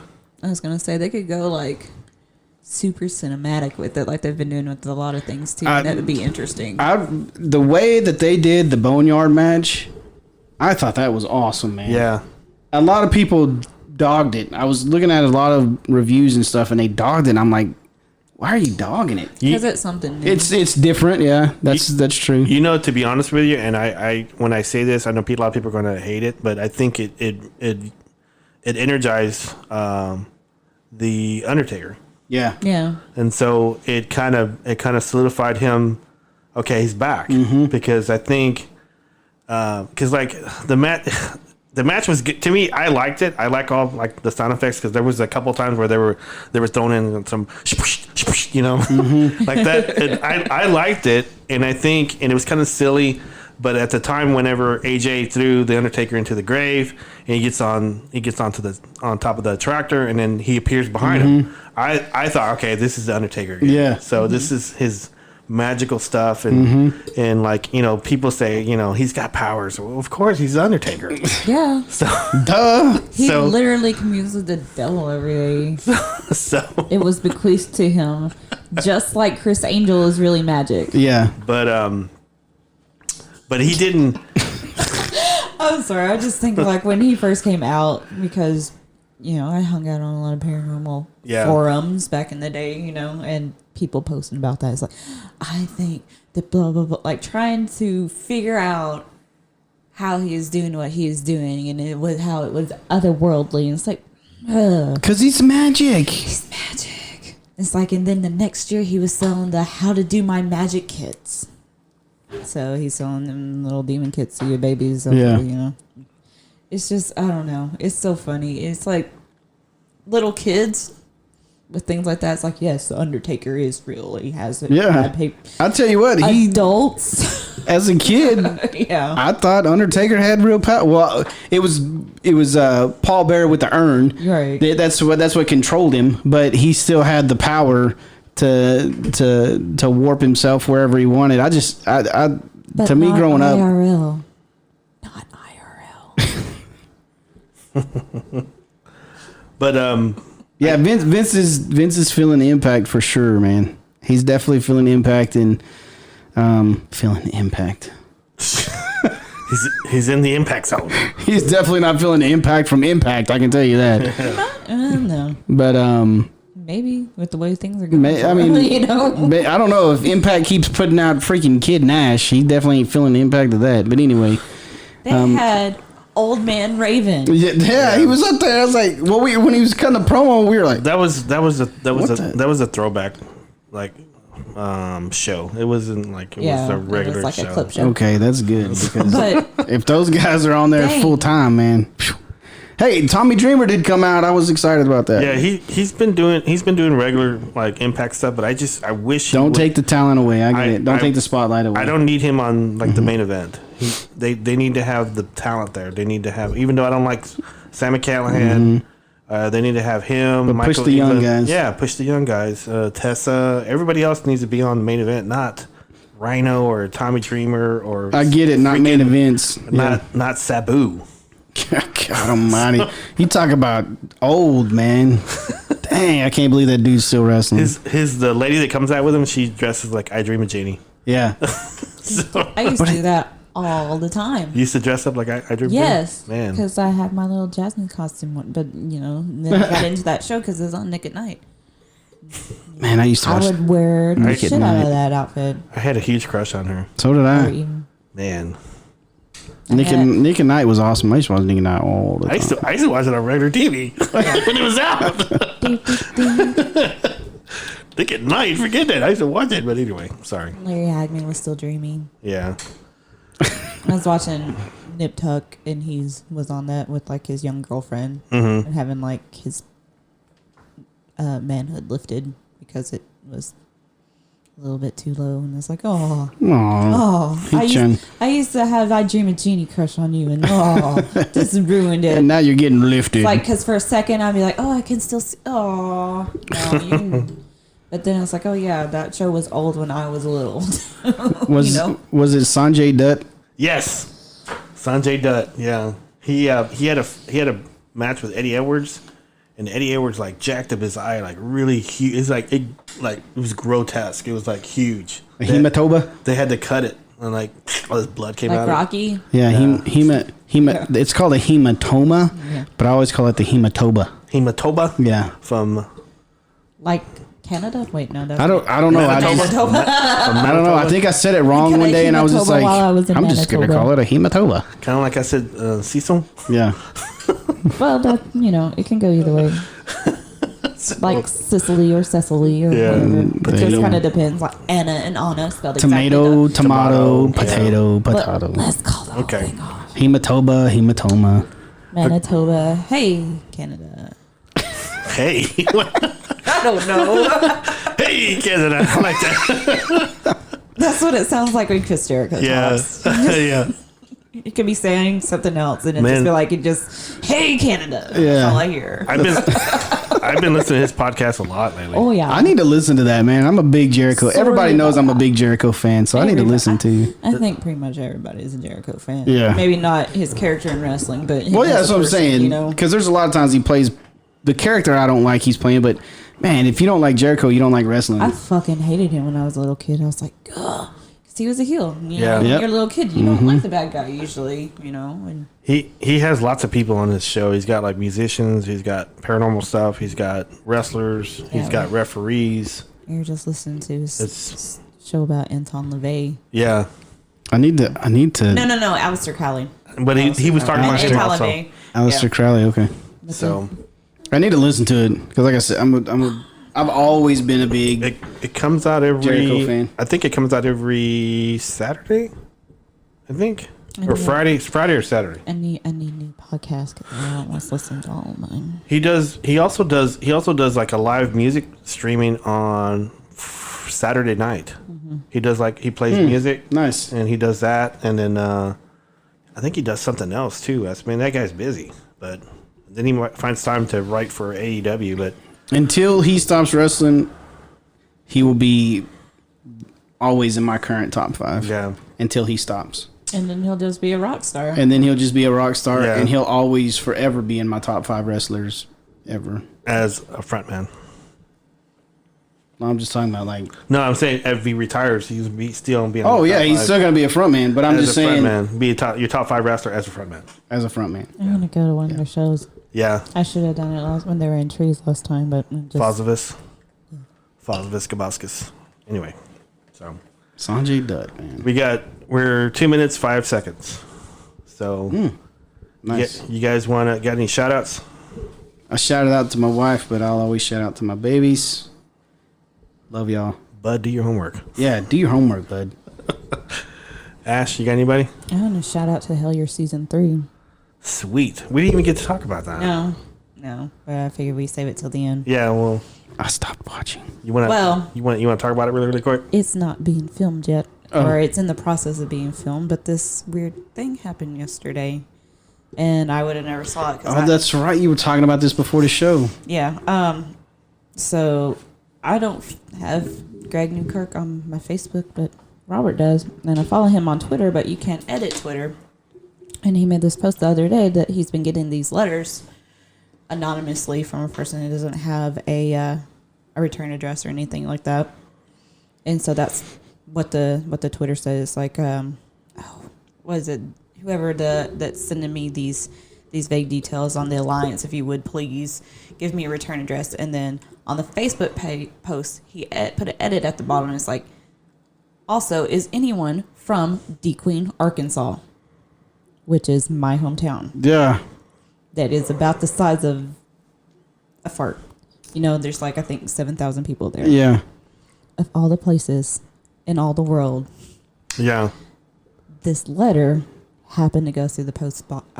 From what I gather, since it didn't have a return address, it was postmarked because I was reading through the comments and it said, where was it postmarked at? Arkansas. So then he made the edit. You can't edit a tweet. So I didn't see it, but Robert did. So there's a reason why I couldn't sleep last night. Yeah. I was like, what the hell? Yeah. Yeah. Of all the places. Wow. Because it looked like the post it was written in calligraphy. It was written in Tolkien. Hey, did your buddy do that from That's high why school? I I said think he so. called him Hey Gandalf, which it was Yeah. like this right here. I have a Oh, yeah. Yeah. a copy of The Hobbit, with the little umlauts and stuff, the basic. People know the Tolkien. I think font. his son just died.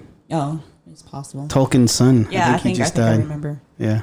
seeing that, but Anyway, that's crazy. and I tweeted at him. It's like, I'm from DeQueen. All this other stuff is going, and I've started a couple of messages just to be like, tell him. But then I'm like, I'm probably one of a billion people that send him messages every day. But this is insane. Yeah. Yeah. Just all this stuff that connect to this story that also connect to my life and people that I know and cases that people that I know have worked on and just all these happens that could totally be irrelevant or not that uncommon because the paranormal community, the world itself is small. And I would imagine the paranormal community, there's tons of connections like this anyway. Right. But it's just that right there on the nose when who else is probably that I know of has seen this, because I don't think the letter came from DeQueen. Yeah, it just passed I think through. It went through DeQueen. But me and my sister, and then maybe a couple other people, are only people that I would think of that are from DeQueen that know about this series. But also, to keep with the theme, once upon a time, that area was a big, not in the city of DeQueen, but outside where DeQueen Lake is located now, is old zinc mines. When Wow. the big bridge that all them redneck kids jump off of is the Bellarmine Bridge, and it's all underwater. My family still is underwater there because that's what my dad's family did. We were bootleggers. But Wow. If this is from D Queen, there's a high probability or a high percentage that you may have known this person that sent this information, or I don't know, man. There's so many people it could be because not in D Queen, but there was a kind of a community. These two brothers, the Swanky brothers. So we can also anybody that knows they used to have their little commune Swanky type thing. Swanky, that was their last name. Swanky. Swankies, and they wore long white robes and lived off the land. Had this little rock shelter. Didn't trust the government, and eventually, I guess a few years ago, I want to say around 2012 or so, they got robbed, and so they're like, "Peace, we're going to Mexico." But I'm pretty sure that I've seen them around at the store. Yeah, they're not gonna get robbed in Mexico. Well, they had this off the grid because that's where they're at in Horatio is, D Queen small, Horatio smaller. Yeah. This is kind of it wasn't really super, but it was in the woods. It wasn't way back in the middle, but I guess wherever they were going was away from people where they can just be self-sufficient and not be messed with. But that was the first people that came to mind. But I'm I don't know if they're still in the area. And then, there's a couple of other town eccentrics that don't really, they kind of... Yeah. Everyone's got their quirks. And also D Queen, sadly, has a lot of drug use. But I would not think that somebody... Yeah, that does drugs would, have their pretty little envelope and stuff, and they're neatly typed. Because they weren't handwritten pages. They was typed. He didn't reveal what was on the letter, I'm sure. Because content, but we'll see if he keeps getting postmarks from the Queen. Yeah, right. I mean, but it's just I wanted to write this whole book, and I started so many times, and but at the same time, it's I don't want to jump yet because and then what's funny is that's what I was telling Manny. It's I'm sure he gets dozens and dozens of messages all the time, people talking about, oh well, this happened to me and this, and then he posted a meme that was out of a Constantine comic. It's well, thanks for that vague statement that had nothing to do with Yeah. I was see, that's why I didn't email. But but the Queen, I mean, he's got to know how small that place is, and if he doesn't, maybe you can let him know, hey. Yeah, I just said that. I commented that I was from there, but I don't know. I still kind of got to get past the existential crisis of it all, Yeah. I remember whenever I told you, I go, hey, did you see that post you did? You go, what post? I go, by D Queen. You said, what? You started looking through your phone. I said, because I was you wouldn't think that. Yeah. Again, of all the places in all the world where I'm from. Yeah. Which doesn't boast a lot, we got one defunct country singer and a chicken plant. Yeah. I mean, it's true. Hey, chicken plants are important. That's the only thing that's really there anymore. Pollito, that's important. Who's the country singer? Colin Ray. Oh. You liked him, man? Yeah. Sweet. Yeah. I like Colin Ray. Too sweet. We hung out a lot. Because he used to do benefit shows every year. And, Yeah. And my dad was The a cop, and so they would do security during these events, and we would get to go to the after parties or backstage or whatever. After Nice. Yeah, Colin Ray he's a good singer. Yeah, he just kind of dropped off the map, though. He really did. He was there and then gone. I know he quit doing benefit shows there because the thing about D Queen, which kind of, I always say it's got it's just a magnet for bad energy, honestly, and that's kind of because just the people that I think now it might be starting to turn around because people from my generation are starting to get into office and running stuff. But I mean, they pissed him off because they tried to put him in a smaller, in the high school venue, the high school auditorium, and jack up ticket sales because of demand so that they can make more money. And it wasn't about making money. It was about trying to, it was a scholarship fund. Right. And that happened. Also, they used to have once a year a Trail of Tear thing, and they pissed off the Native Americans trying to do the same, Yeah. So, I mean, if something like that is happening there, like, you know, when we talked to Luke, it's not that far from Falk. Right. Where it's like an hour and a half, 2 hours. And Well- so the thought crossed my mind, because these are three-toed creatures, Yeah. Yeah. that perhaps it's somebody from this area that's seen these things and connecting the dots between that and Hellier. And goblins. Yeah. And it just happened to come through my hometown. Wow. That's a mining town. We can. We'll Yeah. keep an eye on his post and And, yeah. see if we can talk about it more on next shows and stuff Yeah, like that. absolutely. It's but, crazy, though. It's just... I It wanna- just makes me think that, man, what's going on? And it's not just with this stuff. It's Yeah. just like with all with If they mention Swanky at all in this next show, I'm gonna freak out. I mean, I didn't, because I don't know where Yeah. they're at or anything. But that was kind of like the first thing that it's like, who could it be? Because, you know, one of my friends, Bill, and him and his first wife, and I think a couple of friends, they went out to the compound, looked around, and there wasn't a lot to it. You know, of course, there's always going to be rumors and stuff. And he's like, he's just these dudes that have a toilet in their kitchen for whatever reason. And they collect all these rocks, and they showed us all these rocks. And it's like, this one looks like this. And this Yeah. one, you know, just eccentrics, you know, Yeah. not necessarily. They ain't really up to no good. They just sort of. Were they you know. rich? Were they rich? I don't think so. I don't really know. Then- I know that one of them. Then they were weird. Because eccentric people are rich. or weird. I don't like that. You know, it's like, you know, everyone's got their quirks. Yeah. I guess, you know, at one point that one of them was married and they had a couple of kids, and she's like, no, peace out. But they never got divorced. She just Yeah. left, and there's a couple of brothers, and I think eventually this other gentleman hung out and just would see them around, you know, at the stores. And the brothers always had long beards and long white robes, and one of them wore a cowboy hat, and one of them, you know, What, like, what are they, scientists? no. What's the No. robes?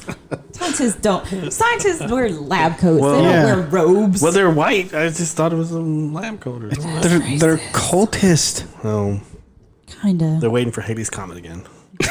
Hey, Sorry. Kinda, but not really. They just were looking for answers in rocks, apparently. But They can't find it in Mexico. I mean, it just, if you put that story and that kind of stuff, and then all the other elements, it's just like, they're gonna find it it'd in be- Mexico. I wouldn't it'd say be, that right now. it'd be interesting if they ended up filming around there or whatever. You Yeah. know? Just Well, crazy. we'll keep everybody apprised. They would love that, because they're Yeah. trying to lie right now. And it's like, you know, I'm sorry, I hate that shit on my hometown all the time, but it's just, Yeah. it's so ridiculous sometimes, the stuff that they do. Like, there is a legitimate, and they're really awesome. There's people that blacksmith down there and make knives. So they got in their head, they're like, we're going to make this the knife capital of the world. Not of Arkansas, Yeah. not of the South, The world. the world. And they're like, people are like, don't do that. It's like, well, we want to bring in tourism and stuff. So now they're making like the world's largest knife, which it probably won't be, Yeah. and all that stuff. It's like, if you're going, and the point that most people that are poo-pooing on it, it's like, come up with something that's true. Yeah. Otherwise, you're just going to continue to make yourself look foolish. So Okay. if this happened, it would be a positive, I feel, for the town. Maybe not. But I think sometimes, what is it they say? There's no bad publicity. Yeah. You know? Just- Any publicity is good publicity. Yeah. Well, Yeah. on that note, we gotta close the show. No. You mean I can't just keep shit talking about it? No, I could do that for days. we could hold it for the next show because We can do a whole other podcast that's like, why Southwest Arkansas is unsavory so and why I moved to Texas. It's like, no disrespect to any of my So- friends and family that still live there. I love the nature, but it's just not handled too well. And yeah, they understand. so you got to shout out to Greg Newkirk, right? Yeah, Greg Newkirk. I forgot. the Thanks, name. Greg. That's just, yeah. Thanks everybody for downloading this and just supporting us and make us go over 3,000 downloads. So, show.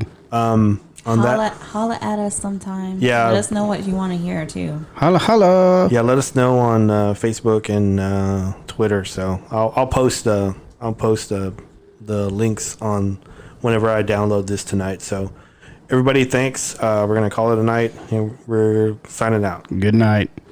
Good night. For